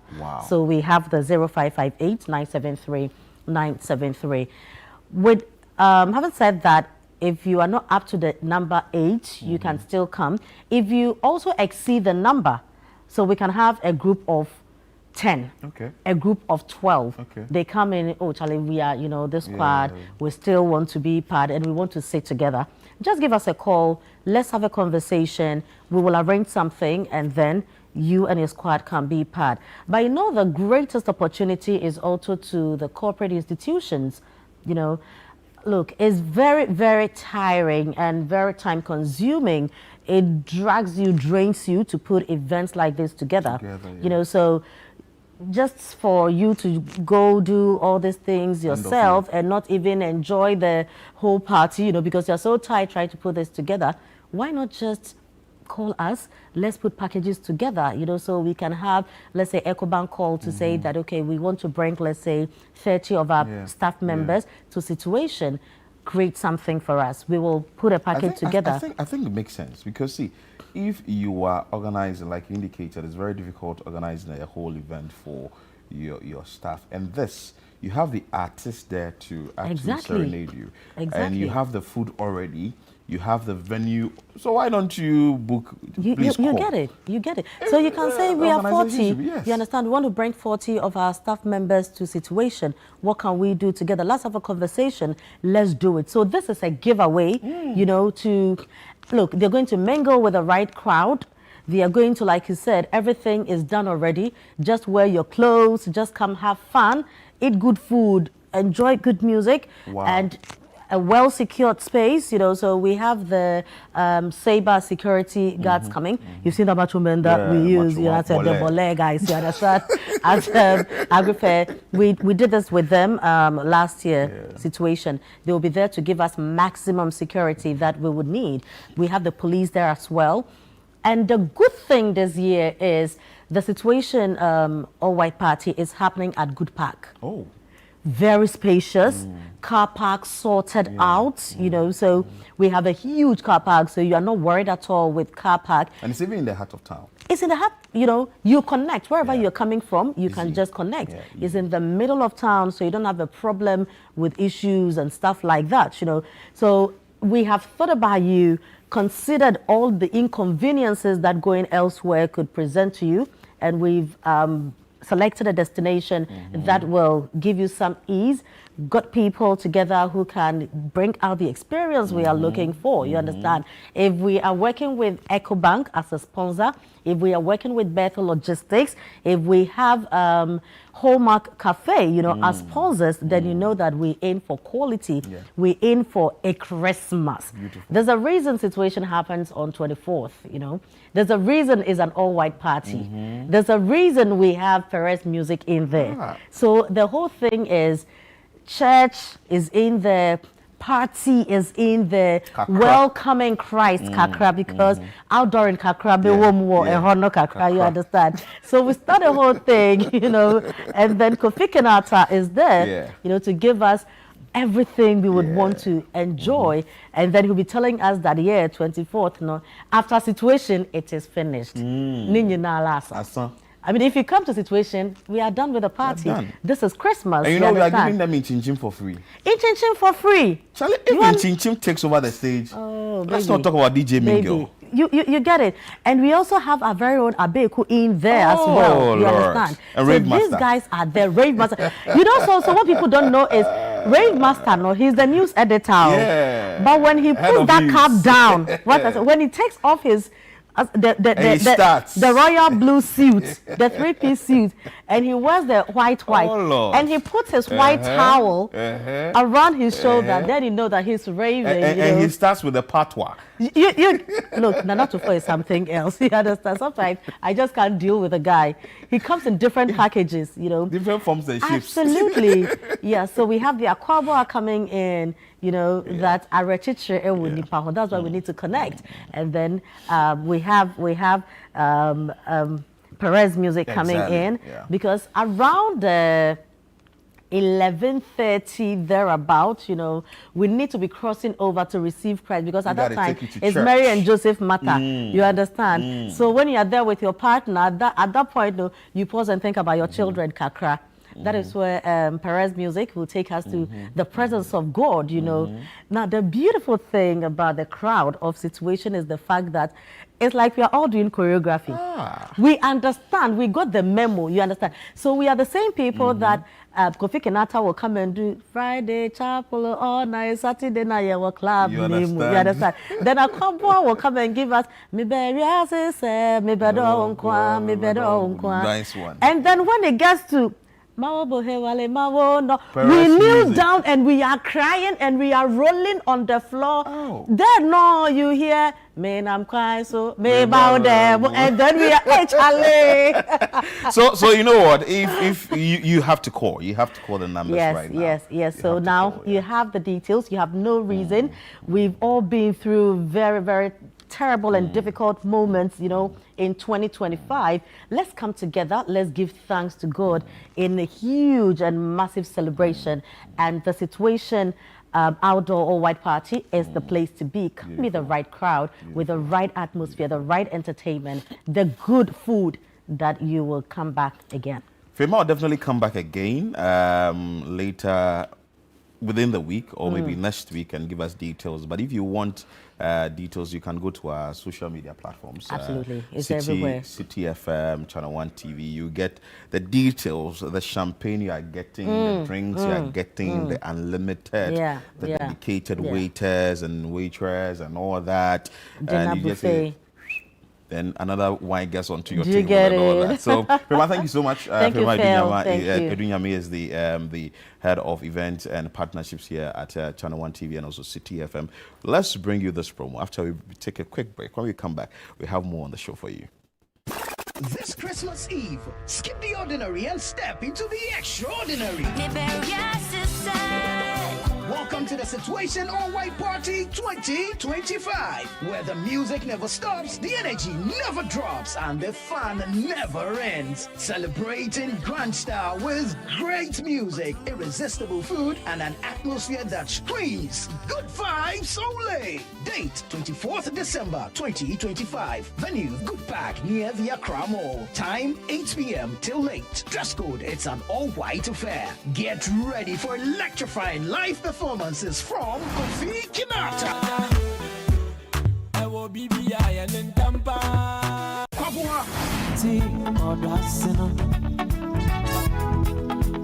Perez Music.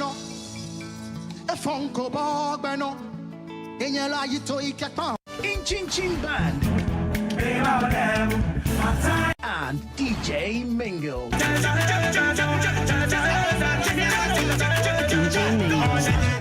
Wear your best all-white fit. Bring your dancing shoes and let's light up the night together. Book your tables now. Call 0205-973-973. It's Christmas Eve. Don't miss it. The Situation All-White Party 2025 is powered by Channel 1 TV and 97.3 City FM. And it's proudly sponsored by EcoBank, Bethel Logistics, and Hallmark Cafe.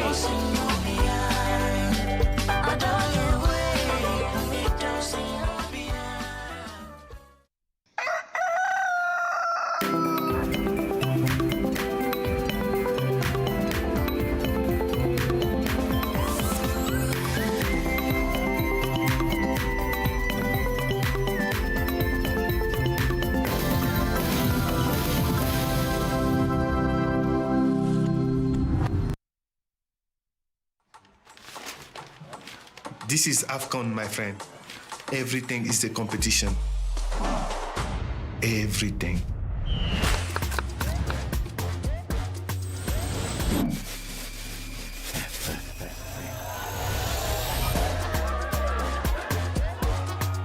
Join our family for AFCON Morocco 2025 from 21 December to 18 January. Available on DSTV and GoTV. Meet James. James has been searching for happiness for years. So we asked locals to point him to the source of their happiness. Until one fateful night, when his search finally came to an abrupt end.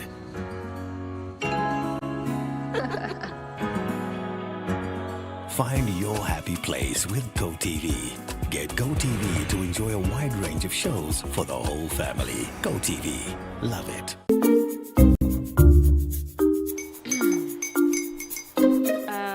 Kwame and his uncle are almost here. Wait a minute. This one too, your friend Kwame. Wait, Kwame. As in the same Kwame again? Yes, Mommy. I'm the second coming. Into all this tension just to reintroduce that broke boy from Kaswa. Why would you deceive the family like this again? Now I understand the whole delay. Troll from Kaswa. Why wouldn't he be late? Or be late? Of course.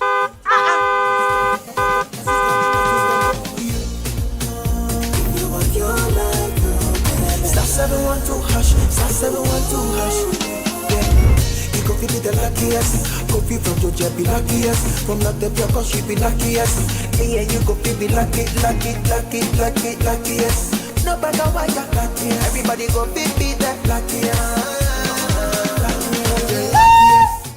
That's Kwame! Send your God the apple boom. If you put it with so would the coming of the Son of Man be. Hey. Is that his car? Ha! Even now, your shadow the way designer. I use my own mouth to reject him. Oh, this is my mouth. Look at that. Kwame, my son.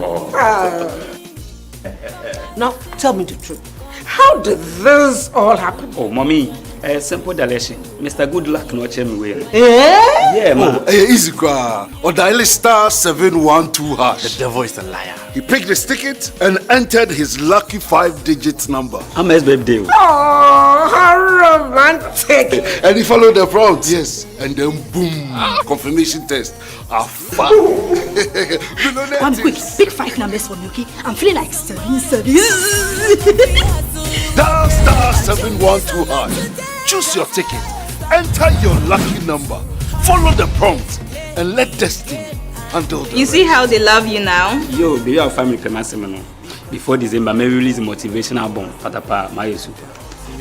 This promotion is regulated by the NLA on the Caritas platform.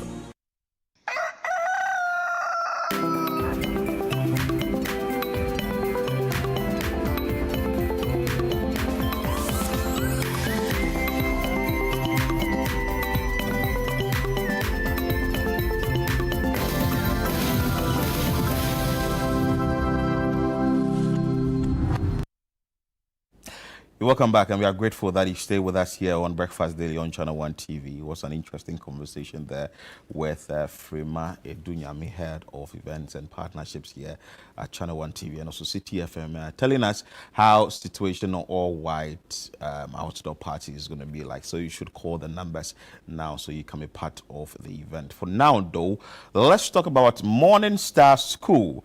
Did you know that the school is 60 years? If you don't know, then I'm telling you. And in studio is the Director of Administration, Morning Star School, Nana Ya Serebo, for us to have conversations around it. Mommy, you're welcome. Thank you. How are you doing? Quite well, thank you. And the school is 60 years? Yes. Hey, that's serious. Tell us how it all began. A very long story, but I'll try and cut it short. So, my late mother, Mrs. Esme Pras Serebo, an educationist, started the school first in our house. My father was then a Supreme Court judge, and so we lived in cantonments, precisely number 11 on the 5th Circular Road. There was this Swiss lady by name Mrs. Fisherba. Her husband was working with the UAC, and she had a nursery school, but it was time for them to go on vacation, and so approached the late Mrs. Felicia Ajman, who is the mother of the late Nana Kunedu Ajman Rollins. She had a nursery school, Tiny Tots, and wanted the children in her school to join Mrs. Ajman's children. But she said she had enough on her plate and would talk to a friend. Turned out to be my mother. A conversation took place between husbands, the late J.O.T. Ajman and my father, and then the two men spoke, and my mother agreed. So it started first in our house. When Mrs. Fisherba returned, some of the children returned to her, but by then, some of the children living in the cantonments neighborhood their parents had heard about the school, so Francis Grant, Kofi Usu, Florence Apalu, and others joined, and they stayed. And so my mother then had to use the garage of the house. So when my father moves his car out for work in the morning, the garage was transformed into a school. And then the school was expanding, and by the time my mother got to the second grade, so the school actually started in 1965 in the house. She realized that there was a need to expand, and so went to the lands department, as it was called at that time, to ask if she could get some land to build the school. And she met somebody she had known years ago when she was doing mass education in Jaso. So she met the late Mr. Stephen Bediako. They had stayed in the same house. His father was a teacher, her mother was doing mass education. So he asked her, "Ma, what are you doing? It's your business." She explained her story, and then he showed her the place where the school currently is. Lands department went ahead, did the paperwork, and my mother had to move the school to the new site. Wow. And gradually, in 1967, that's where the new school began. And gradually over the years, Morning Star School has become what it is. Wow, for 60 good years. 60 well, I years. still want to ask, how did you sustain it for the 60 years?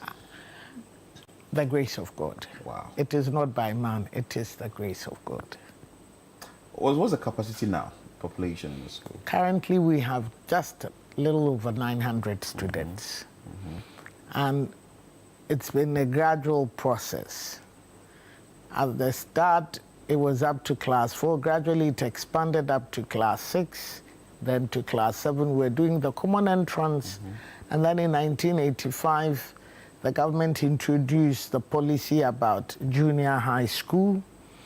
Private primary schools at the time were not going to be allowed to take part. Of course, some parents panicked, didn't know what to do. Looked like you had to send your son or daughter to the public school. Eventually, the government gave in and agreed that, of course, private primary schools are playing a significant role in education. And so they allowed them to start doing the junior high school program. And our first batch of students to write the BEC was in 1990. And it's been a gradual process. God has been so good, God has been faithful. And so our theme for this academic year and to launch the 60th is 60 years of great service. Give God the glory and honor. Beautiful. And Morning Star School, which system do you run? So at the primary, we run the national curriculum. We do have a secondary school which began in 2011. And at the secondary level, which is in Dodua, we run the Cambridge IGCSE as well as SWASI. Wow. Yes. Interesting. What are you doing to commemorate or to celebrate the 60 years? There'll be a lot of activities involving old pupils. And so I'm using this opportunity to ask all old pupils, if you are in town and you can join us on the 10th of December at the school, there'll be the launch. Of course, a committee, different committees will have to be set up for different activities and programs. But certainly old pupils of the school, come join us, the current pupils, old parents, and old members of staff are all welcome to join us on the 10th as we launch the 60th anniversary celebrations. God has been so good to us, and Arise, O Morning Star, arise and never set, has always been the best. Beautiful. What are some of the achievements of the school? Enormous, I guess. Numerous. I'll just mention a few. For 4 consecutive years, we won the Spelling Bee, which was organized by GBC. We've been collecting awards in essay competitions. Years ago, there used to be the Commonwealth essay competitions, and we're always getting the best certificates. But now, of course, these things don't happen anymore. And I don't need to say too much, but anybody who's been through the walls of Morning Star School will testify that it's one of the best primary schools in the country. We've maintained that standard to date. Beautiful. So now, 60 years, where is the anniversary going to happen in the school? Yes, the launch will happen in the school. Some of the activities, of course, will not take place in the school. We'll have to find other places to have the activities. There are numerous things, and so the invitation is for all old pupils who have time and who would want to volunteer their time as well as their resources to come and join us. And let's see how we can progress and move the school to higher heights. And this is happening when? Next week, Wednesday. On the 10th, the program is between 1 to 3 o'clock. On the 10th of December. Of December, 2025. Yes, You made yes, mention of a little over 900 for the primary. What about the secondary school? The secondary, I just began. I don't want a large crowd. Oh, okay. You should understand. Running a boarding school, you have to be very careful with your numbers. So gradually we're growing our numbers, but you have to make sure you're maintaining the discipline, you're maintaining the best and making sure that the best happens, not what we're seeing now in the public secondary schools with over 3,000 children. Certainly not that. You made mention of discipline. Yes. How do you get it done in your school? Well, 60 years, it's no joke. Discipline is something people would not want to know. I know by the time I get off, people will tell you things about what I used to do to them. You need to be tough. You need to be firm, but at the same time, you need to be loving. Okay. If you don't maintain discipline, the fact that you have more than one person in school would mean chaos, because everybody would want to do what they want to do. But when you maintain discipline, it may be unpleasant, but then you get things done, and you get things done the right way. And children, as they are, need to be conformed to a certain way of doing things the right way. So the discipline is very necessary. Of course, some parents sometimes do not accept the kind of disciplinary action you take, but it has to happen. It has to happen. Yes. It has to happen. Before you take leave of us, your final words. I'd like to seize this opportunity to give God the glory, to thank God for all that He's done for us, and to also invite all old pupils, old members of staff, old parents to come and join us, to give God the glory for all that He's done for us in the last 60 years. And let's see our way forward in the next 60 years also, and beyond. Nana Yasir was Director of Administration, Morning Star School. Thank you so much, ma'am, for Thank coming. you so much. And Morning Star School is 60 years, and they are commemorating the 60th anniversary, and this is happening on the 10th of December 2025. So certainly you would want to be part of this event. Well, let's bring you more on the show. Entertainment highlights next. A wonderful Wednesday greetings and a warm welcome to Entertainment Highlights on Breakfast Daily. Presented by Ni Committee Komi and proudly powered by Ghana Weekend. Let's get into our first highlight. The High Court in Accra has directed Nana Agradaa and her co-accused to file the full terms of their proposed plea bargain at least 3 days before the next hearing on December 16, 2025. During the December 2 sitting, prosecutors considered seeking a bench warrant for the second accused, but the defense lawyers argued they had not been properly served. Agrada's team confirmed that the plea bargain discussion with the Attorney General office are well advanced, with the complainant, Pastor Emmanuel Appiah, participating. The case centers on allegations that Agradaa unlawfully broadcast the pastor's nude images on TV and social media, violating the Cybersecurity Act's provisions on non-consensual sharing of intimate content. Agradaa, currently serving a 15-year sentence for separate offense, appeared in court as her lawyers also raised concerns about public comments made by the complainant. The judge ordered proper service of notices and cautioned against media commentary while the case is ongoing. Follow Ghana Weekend on all social media platforms to get updates on this current issue. Now to our next highlight. Ghanaian singer Jackie represented Ghana at EcoFest Dakar 2025, a landmark youth dialogue with the ECOWAS and WIMO commissions held on December 1 at the Grand National Theatre. The event, launched by Professor Mamadou Fall, focused on youth empowerment, peace building, and regional integration. Jackie's presence added cultural strength to discussions on development and unity, especially during a major youth dialogue session with ECOWAS Commissioner Professor Fatau Sosa and WIMO Commissioner Mamadou Serifo Jacquet. Her cross-border influence highlighted the power of music and culture as tools for fostering regional cohesion, creativity, and a more peaceful, integrated West Africa. Now to our next highlight. Veteran actress and film producer Selassie Ibrahim has criticized Ghanaian television stations for prioritizing foreign telenovelas over local productions, a trend she says is crippling the country's film industry. Speaking on Hits FM's Daybreak Hits, she argued that broadcasters prefer buying cheap, decades-old Spanish telenovelas dubbed in Twi instead of investing in Ghanaian content. According to her, the shift has drained resources from the local creative economy, reducing opportunities for actors, producers, and technical crews. She warned that the continued dominance of foreign shows threatens the sustainability and growth of Ghana's own movie industry. They destroy the industry. These telenovelas, they'll go and collect it and speak Twi, dub it in Twi, because we could equally do that.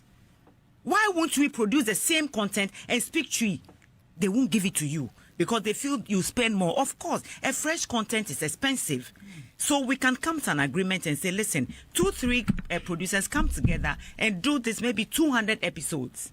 In Twi, we will do it. But no, they prefer going to Spain to go and buy the Spanish ones that are 20, 30 years old and come and dub, which is very, very, it's absurd.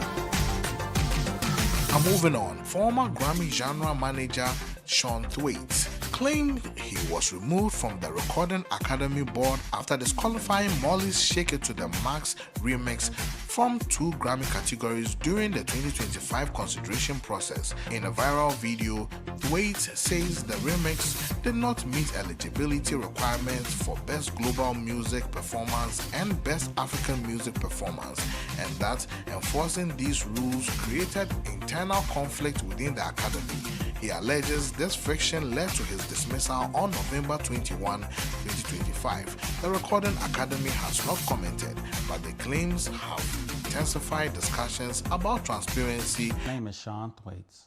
Until recently, I served as a genre manager in the Recording Academy's Awards Department, overseeing 5 categories: Global Music Performance, Best African Music Performance, Contemporary Instrumental, New Age Ambient and Chant, and Global Music Album.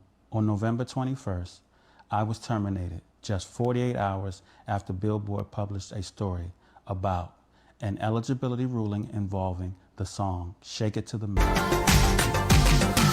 Now to our next highlight. Rocky Dawuni has received the prestigious Millennium Excellence Award for his remarkable contributions to music and cultural diplomacy. Honored on November 29, 2025, the Ghanaian reggae icon was celebrated for using music as a force for unity, social impact, and global promotion of African culture. Now, Dawuni, a Grammy-nominated artist and humanitarian, expressed gratitude to the Asantehene, Nana Agyemang Prempeh, and the awards committee, calling the recognition a reminder of the power of African creativity. Now let's get into Channel 1 TV. We used to believe that they had all the answers. We were convinced that the lines on their faces were roads leading to places that we had not yet seen. We were sure that their sighs were compasses. We just knew that their warnings were signs. We never doubted that their hands, strong, calloused, and steady, could point us in the direction of the right. We thought adulthood was something that they owned. We assumed it was something that they could just pass down like heirlooms wrapped in old cloth, like family names, heavy with meaning. And so we waited. We waited for the lessons that never came. We waited for the roadmap that they never unrolled. We waited for the moment when they would take us aside and whisper, "Here is how to build a life." But they never did, because they never had the roadmap to begin with. They were running too. They were also guessing, pretending, stitching their choices together with hope and regrets. They carried their own confusions, and they fooled themselves into believing that if they folded them neatly beneath proverbs, it would work. They masked them with the certainty of tradition, and they hid the uncertainty in "this is how it has always been done." But as for us, we live in a world that they do not recognize, a world where jobs disappear like mist, a world where love is both currency and curse, a world where sanity is measured in therapy bills, a world where the future is a fog, shifting, breaking, a strange world, a place where we are asked to enter blind. And still we ask them, still we beg, still we kneel at their feet, searching for a wisdom which they do not have. And then they look at us with tired eyes. They pull us into their arms and pretend to know, because the truth is too cruel to speak. They do not have the map, and they never did. And so we stand at the edge of the unknown. We are grown, but we are unprepared. We are adults, but we are unarmed. The millennials and the Gen Zs and the Gen Xs and the baby boomers, we're so different, but we are one and the same. We are wishing that we had a lighthouse, but at last At last, we now know that we are the ones who must build the firelight. Well, we just had the excerpts of the Gospel according to adulting, and that's being launched or will be launched on 7th December 2025. Apioko, today Yes, you didn't Philip. come with a cap or the hat of head of programs production. No, I Today you didn't. came as a writer, author, and a poet. I did, but you know, you Well, can never really separate the identity. yeah, but how do you do it? How do you do it, How Apioko? do We I- see you here in the office every now and then. How do you do this? Well, Mm-hmm. it's a lot of time management. It's a lot of sacrifice of sleep, sacrifice of things that I would like to do other than sit behind a computer or a notepad and write. But it's a passion in the fire. You have a story to tell, and I always say that my stories, my characters, they haunt me. Beautiful. If it doesn't come out, if you're not penning it, then you won't sleep. So you might as well write while you're awake. Right? Tell us details about this book that you will launch come 7th December. So sometime late last year, I started thinking, it's conversations we have all the time, right? How we are grieving, how we're loving, how we are struggling and hustling, all the things that come with adulthood. And you realize that everybody you speak to, regardless of the generation that they belong to, has a similar experience. There's no roadmap. There's no way that it's being done. But everybody has their own gospel, Exactly. their own truth of how they are surviving it, how they are doing it. And so I looked for about 200 people across the diaspora. Wow. Yes, some there were physical meetings, others were virtual meetings, and just asked them random questions about what adult life is like. And you know, the Gen Zs like to say adulting, right? That's the term, that's the buzzword. Adulting na scam. Yeah, na and scam, all yeah, that. scam, na scam. And so this book is really about how adulting na scam. Yeah. So 73 pieces. It's sectioned into different ways. It talks about, for example, there's one piece in there that's very dear to me, how, you know, those of us who have our parents or our guardians or people who raised us, shaped us, still living, you see them growing. And every phone call that comes, you're wondering, is something wrong? Yeah. You know, so you're grieving even though they are alive, Yeah. because you know the end of life is coming. Those are things we don't talk about. We're meeting a lot more younger couples who are dealing with infertility. Yeah. Meanwhile, the Ghanaians that we're always asking, when are you giving birth? Yeah.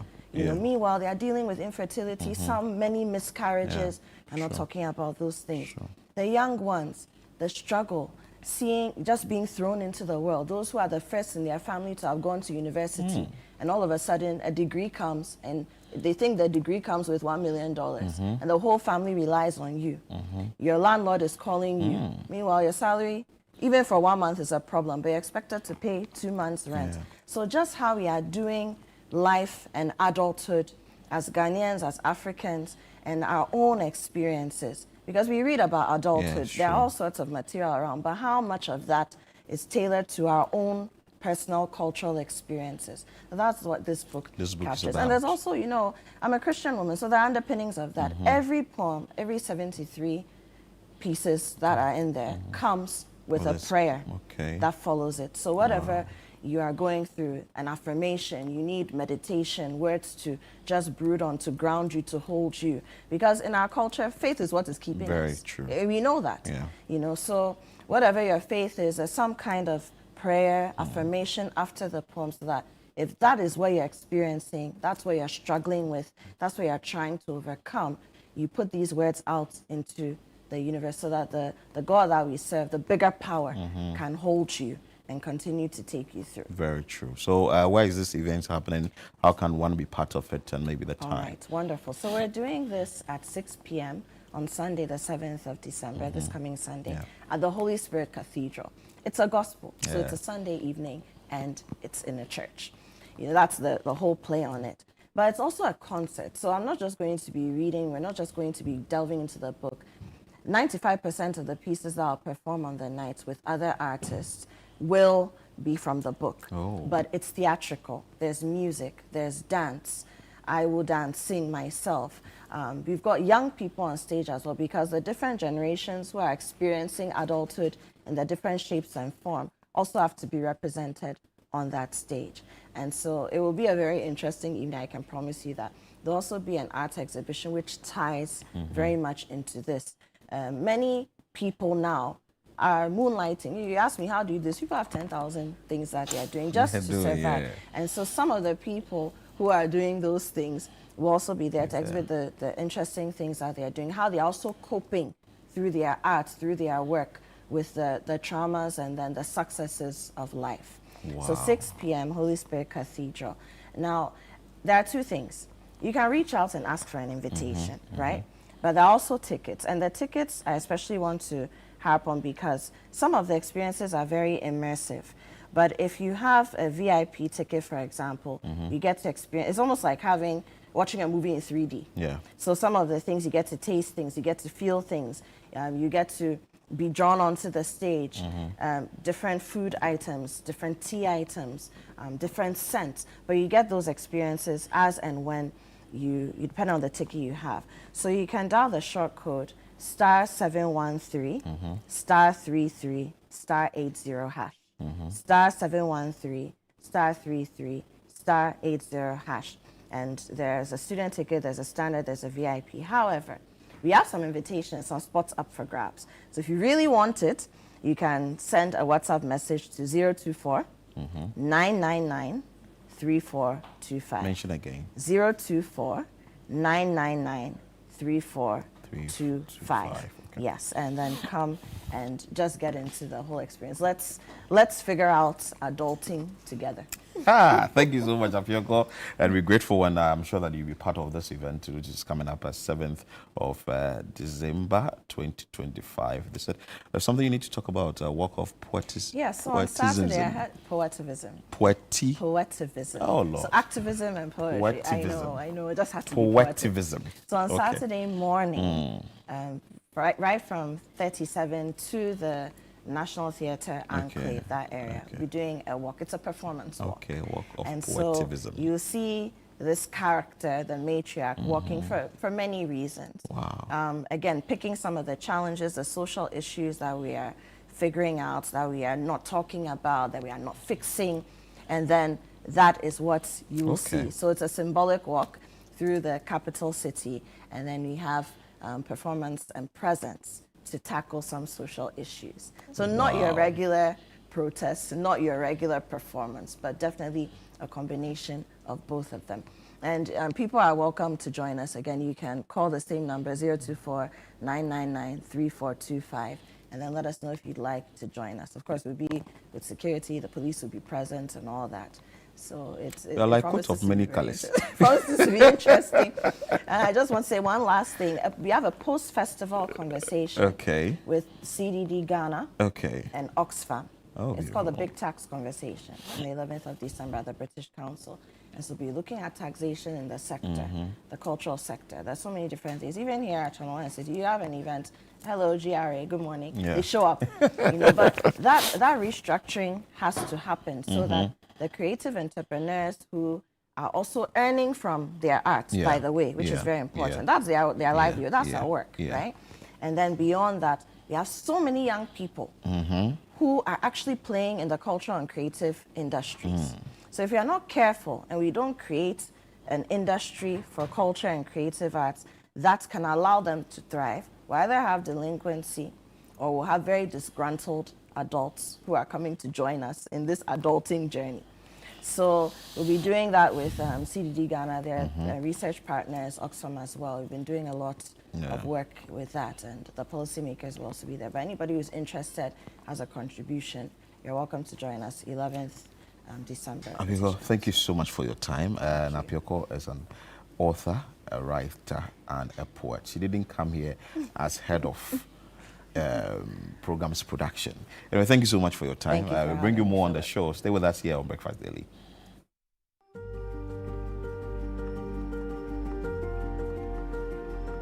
The Matrix Verse experience has never been just about poetry, but about the lives behind the poems. They sit with folded arms as the rivers turn to sludge. This year, The Gospel According to Adulting explores our shared journey: work, love, money, grief, identity, and hope. That heavy, rich red soil, we press our palms into it. Through verse, performance, and multidisciplinary art, TMVE becomes a space for reflection, healing, and creative growth. Is it not the warmth that spills from shared cooking pots that makes us one? It brings creatives and policymakers together to confront the real issues shaping adulthood today. Anchored in Ghana, connected to the world, the Matrix Verse Experience 2025. Join us 29th November to 7th December in Accra and across the diaspora. The Matrix Verse Experience. Come as you are, become who you must. The Matrix Verse Experience 2025 is made possible through the partnership of British Council, Bell Africana, Aguma Tea, Ghana Tourism Authority, GTDC, Afro Thrill Seekers Tours, Lioness Communications, Creative Entrepreneurs Forum, Colorcast, UNESCO, Creative Arts Agency, Northridge Cafe, Channel 1 TV, City FM, Ghana Weekend, Day Center, Ahaspera, CDD, and Oxfam. Grateful that you stay with us here on Breakfast Daily. We have a lot more on the show for you, and let's talk about Affinity Ghana. They are in the studio for us to have some conversation. There's a new account they've come out with, but I'm sure they'll tell you details of that. Amanda Kwamo is the marketing manager, Affinity Ghana, and also you have Frida Dagbe, who is the retail sales supervisor, Affinity Ghana. You are welcome, ladies. Thank you. How are you doing? Yeah, fine. What do you do, Affinity? What's it about? So Affinity is a fully fledged digital bank, and we are licensed by Bank of Ghana. Okay. We operate using a savings and loans license, and our mission is to provide accessible and inclusive banking solutions or services for the majority. And we do this for every Ghanaian and every SME. Beautiful. Okay, beautiful. so what we aim to do, our vision is to become the #1 retail bank in Ghana, digital bank in Ghana. And also this we do through our various channels. We have the agency channel, we have the mobile app, and then we have our branch also available that people could walk in and perform all transactions. Wow. Yeah. So you came in the studio with some goodies, and that's the Yes. account, the new account. Yes. So tell us about it. Okay, so the Boost account is our latest savings account. In addition to the Boost account, we have other accounts. The daily account, which is transactional. We have a future account, which is a fixed deposit account. We also have a growth account, which is also a savings account. But the difference with Boost is Boost helps you create a disciplined savings lifestyle. So if you are the type that has difficulty saving towards a goal, Boost accounts is there for you. Some people, everything they get, they chop the same day. You Yes. say tomorrow, think of yourself. Yes, Yeah, so that's not why that's why Boost accounts is designed that way. All you need is just a minimum of 50 cedis to open a Boost account, together with your Ghana card, and then the minimum duration for saving towards a goal is 30 days. 30 days. 30 days. Yes. Oh, A month, just a month. Okay, Yeah. a month. But who did you really create the Boost account for? Okay, the Boost account is for everybody, actually. If you are watching us right now, all you need to do is to go to the Google Play Store or Apple App Store, and then you download Affinity, AFFINITY. You see our colors like this. You download the app, and you, with your Ghana card, you onboard. After the onboard, and then just 50 cedis, you create a Boost account. It's to help you save. You know, we are in December, and it comes with a lot of enjoyment, forgetting that January is also coming with a lot of expenses, school fees and other things. And people say, oh, January is 80 days, 90 days, 100 very days. long, a long month. Very long month. So as you are watching us right now, if you create this Boost account, it will help you save for the school fees that is ahead of you, so that you can be a bit more disciplined with your money. That's why the Boost account has come, and it's for everybody. Wow. Everybody. Mother, yourself inclusive. Oh. Is it easy to navigate the account? Because you have to download from the Google Play Store or from the App Store. How does it work? So Affinity is a very customer-centric institution. Yeah. So we listen to our customers. So this app we've come up with, over the years, we've improved it to fit customer feedback. So when you download the app, it's extremely easy to navigate. For instance, when you download, you use your Ghana card, the name on your Ghana card, the Ghana card number, you move to the next stage. Then you realize all you need to do is to just take a selfie. The account is created. You are fully on board. Take us through the process again. How you can be able to download the app and eventually get or sign on to it and get it useful. Okay. So just go to the Google Play Store or the Apple App Store. You search for Affinity Africa. You see these colors I'm wearing. Okay, then you download the app. When you download the app, you see it will show you how to navigate. You just go to continue. And then the first page that comes will require for your name, your surname, as is on your Ghana card. Your name, your Ghana card number, whether you are a male or female, then you move to the next stage. It's very simple. It only asks you to upload a picture of the Ghana card, both the front and the back. And then it will ask you to take a selfie for verification. When the selfie is taken, that's all. You are welcome on board. Wow. Yeah. And you need a minimum of 50 Ghana cedis. Yes, for the Boost account. Wow. It's good. Amanda, how we know of financial inclusion. Yeah. How is this really going to help financial inclusion in the country, looking at the fact that the Boost account has come into existence? Yes, so financial inclusion is our hallmark at Affinity, because when we were building the product and in building the Affinity app, we realized that a lot of Ghanaians are financially excluded when it comes to accessing certain financial products.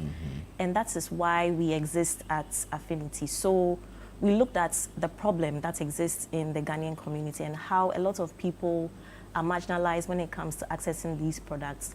And we decided to meet them where they are at their point of need.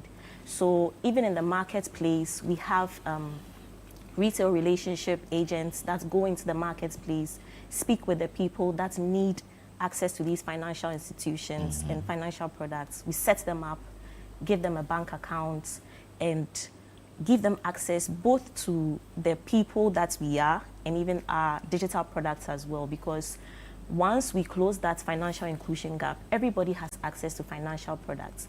And the app is very versatile. Aside saving, you can do transactions on the app, you can deposit into people's accounts, you can pay for your utility bills, whatever it is that you need to do. With the app? Yes, with the app. That's multifunctional.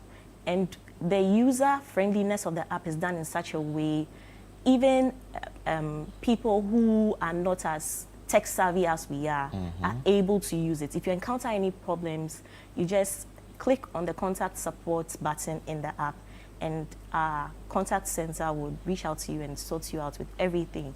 So that's how we are bridging that financial inclusion gap. Wow. You've said a lot. But if I want to visit your outfit, or I want to get in touch with you, how do I go about it, Frida? Okay, so to get to Affinity, I would also want to add another IC on the cake. Oh, feel free. Which is the loan product. Oh. Okay, so when you have this account and you are transacting, you automatically qualify for a loan on the app.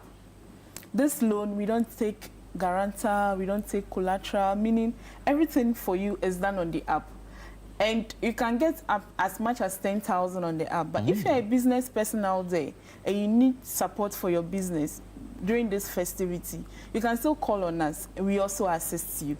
Yes, so that one is for the bigger loans, any amount, depending on your capacity. Oh, beautiful. Yeah, depending on your capacity. So let's come to how we can. So if you contact us, you can come to our branch at Osu. Okay. Osu is close to Papaye, just adjacent the Kinke house. Okay. Yes. Or you come to Ringway Estate near Phoenix Insurance, or you can call us on 030-2788-788, 030-2788-788. And then when you call us, our contact center works 24/7. Monday 24/7. to Sunday. They are ready to help you and assist you all the way. Or you can also visit our website. Wow. Yeah. That's interesting. Anything you want to add, Yes, Amanda? I wanted to add that we are also very active on social media. So all the social media platforms, if you search for Affinity Ghana or Affinity Africa, you find us. Just follow us there. You can reach us via DM or leave a comment on any of our posts, and then we'll respond to you. And remember, yes, we are in December. We heard you talking about the situation, all white party. Yes. A lot of Ghanaians will be interested in that. Yes. But remember, whilst you are jamming, your pocket is Be also saving. Yes. So make sure that you put something aside in the Affinity Boost account. Save towards what January will bring, because, like Frida said, 80 days is long, and before you realize, you have run out of funds. If you had your Boost account, it could be a lifesaver for you. Yes. Okay. Thank you so much, Frida, and thank you so much, Amanda, both from Affinity Ghana, telling us what you should do and how you should get onto the Boost account. Grateful for your time. This is how we end today's edition of Breakfast Daily here on Channel 1 TV. I'm Philip Nilati. Then the show was started by Nana Tufo Boateng. Many thanks for your time, and keep watching Channel 1 TV.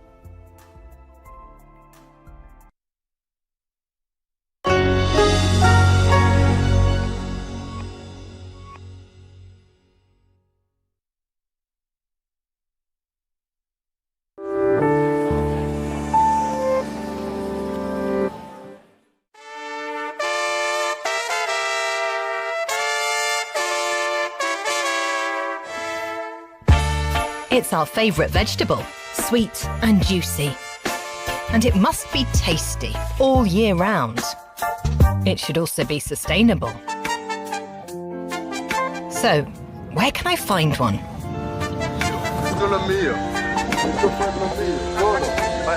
Leave now. It's not going to be easy. I'm Judith, and I'm looking for a good tomato.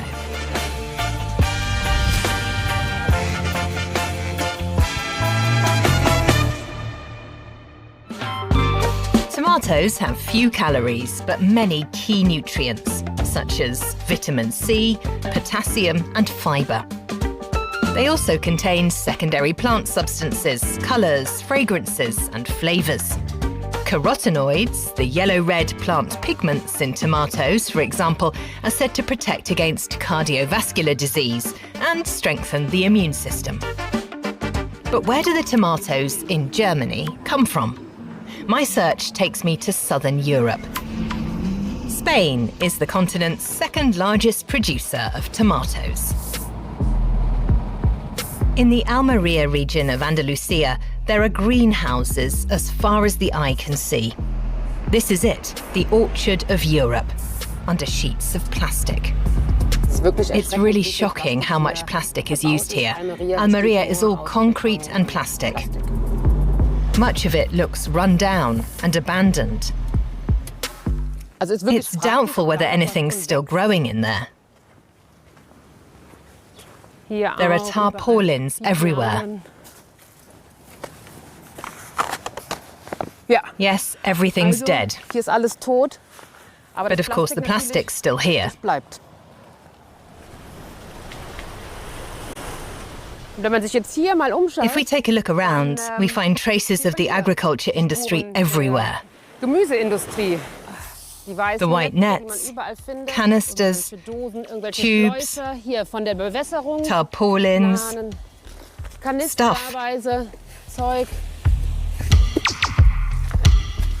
Right in the middle, there's a nature reserve that's supposed to be home to rare species of birds. As the drone footage shows, it's surrounded by greenhouses. I struggled to find access.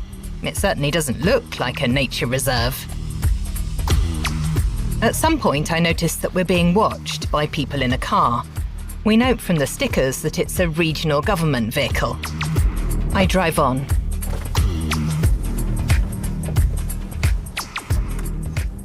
I can see the government car following us in the rearview mirror. There's a parking spot up ahead. Let's see if they stop too.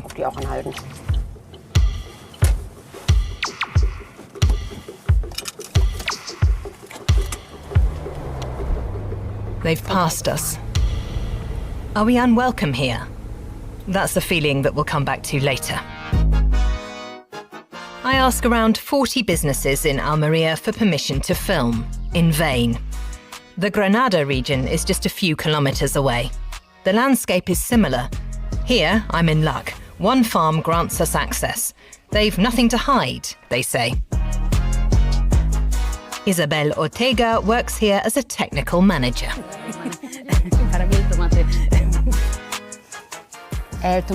Do tomatoes need special care to grow? Generally speaking, all crops grown under plastic must be treated with care, and that includes tomatoes. You need the right temperature, the right amount of water, and the right time to harvest. It's like this. Crops grow very quickly under plastic, and for that reason, you have to work with precision to produce good quality tomatoes. The price for that quality is usually paid by the environment. This type of cultivation produces thousands of tons of plastic waste.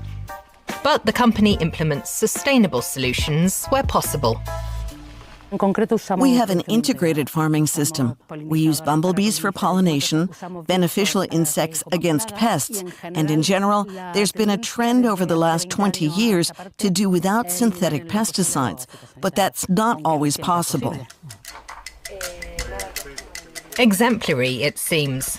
But is what I'm seeing here the rule or the exception in the tomato industry?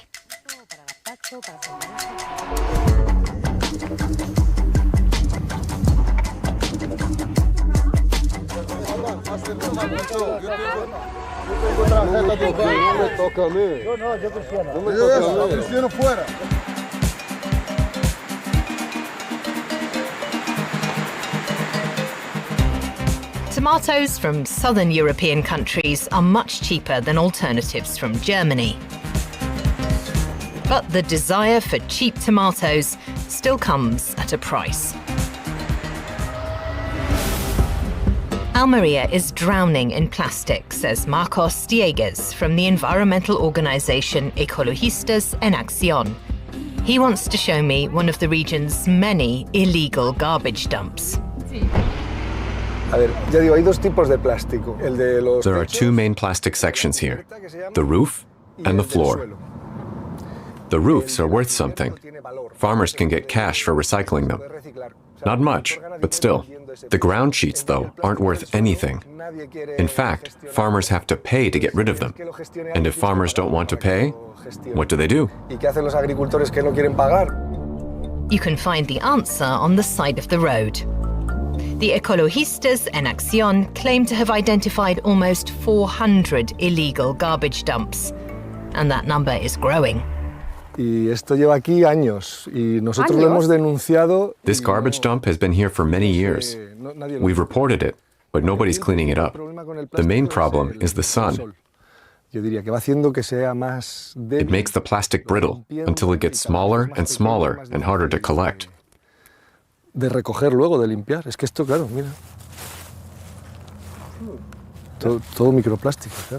at this. It's all microplastic. These are the ground sheets. They change them after every harvest. They treat the soil with pesticides, then cover it with the ground sheets so that the poison stays in the soil and doesn't evaporate. This contaminates the plastic and means they don't recycle well.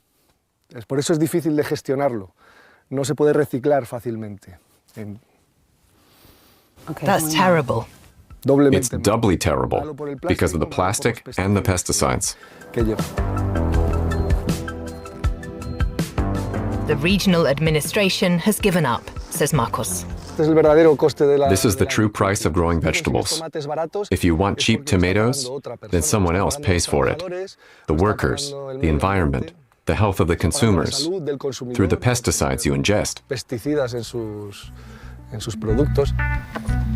The thin, contaminated ground sheets are often simply left lying around, says the environmentalist. The more robust roof tarpaulins, on the other hand, often end up at recycling centres because there's a small cash incentive to take them there.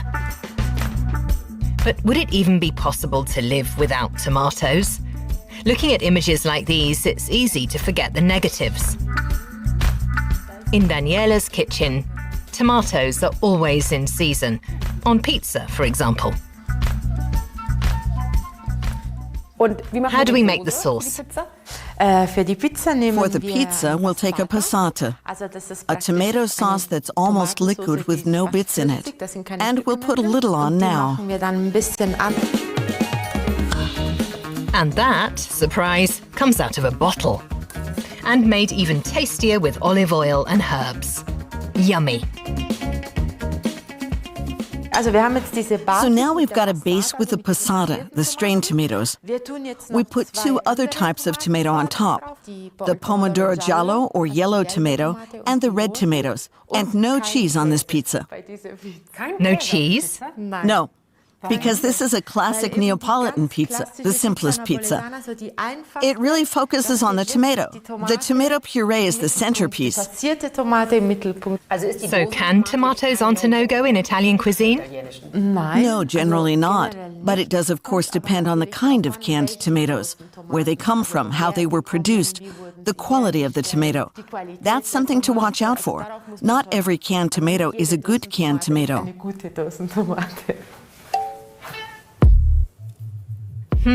So how do I find all that out? The market is huge. Tomatoes come chopped, preserved, or as a paste in a tube. And all sold alla Bella Italia.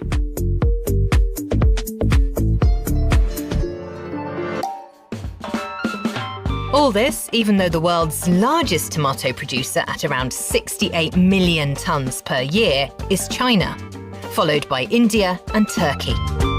China's also one of the big players on the canned and tomato paste market.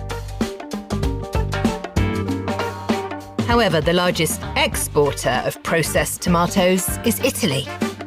But the Italians purchased almost 85,000 tonnes of processed tomatoes from China in 2023.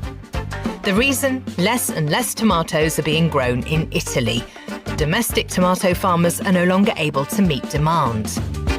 But in spite of that, most of these products look Italian, among them Oro di Parma. I'm surprised to find this company is based in southern Germany. It's here that I meet Sabrina Lappersteiner from the company Hengstenberg, a name more usually associated with pickles and sauerkraut. Oro di Parma has been one of our brands for decades, and our tomatoes are stored here in these warehouses. Okay, they're not produced here. Our tomatoes are produced in Italy, in the Parma region. Here in the lab, random samples are taken from new deliveries for analysis and tasting. We check for any bits of skin, seeds, or unripe parts. This sample looks pretty good. So everyone take a little bite.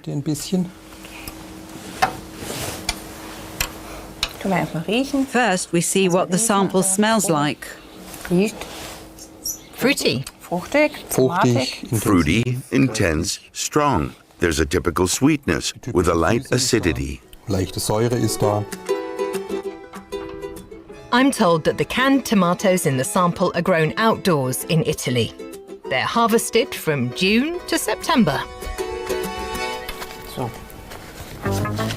Almost 6 kilometres from the factory, there's a small goods station. Trains loaded with tomato paste, passata and the like arrive here. And a new delivery's coming in. There they are. Wow, how many cans are there? The train brings around 250,000 cans every day.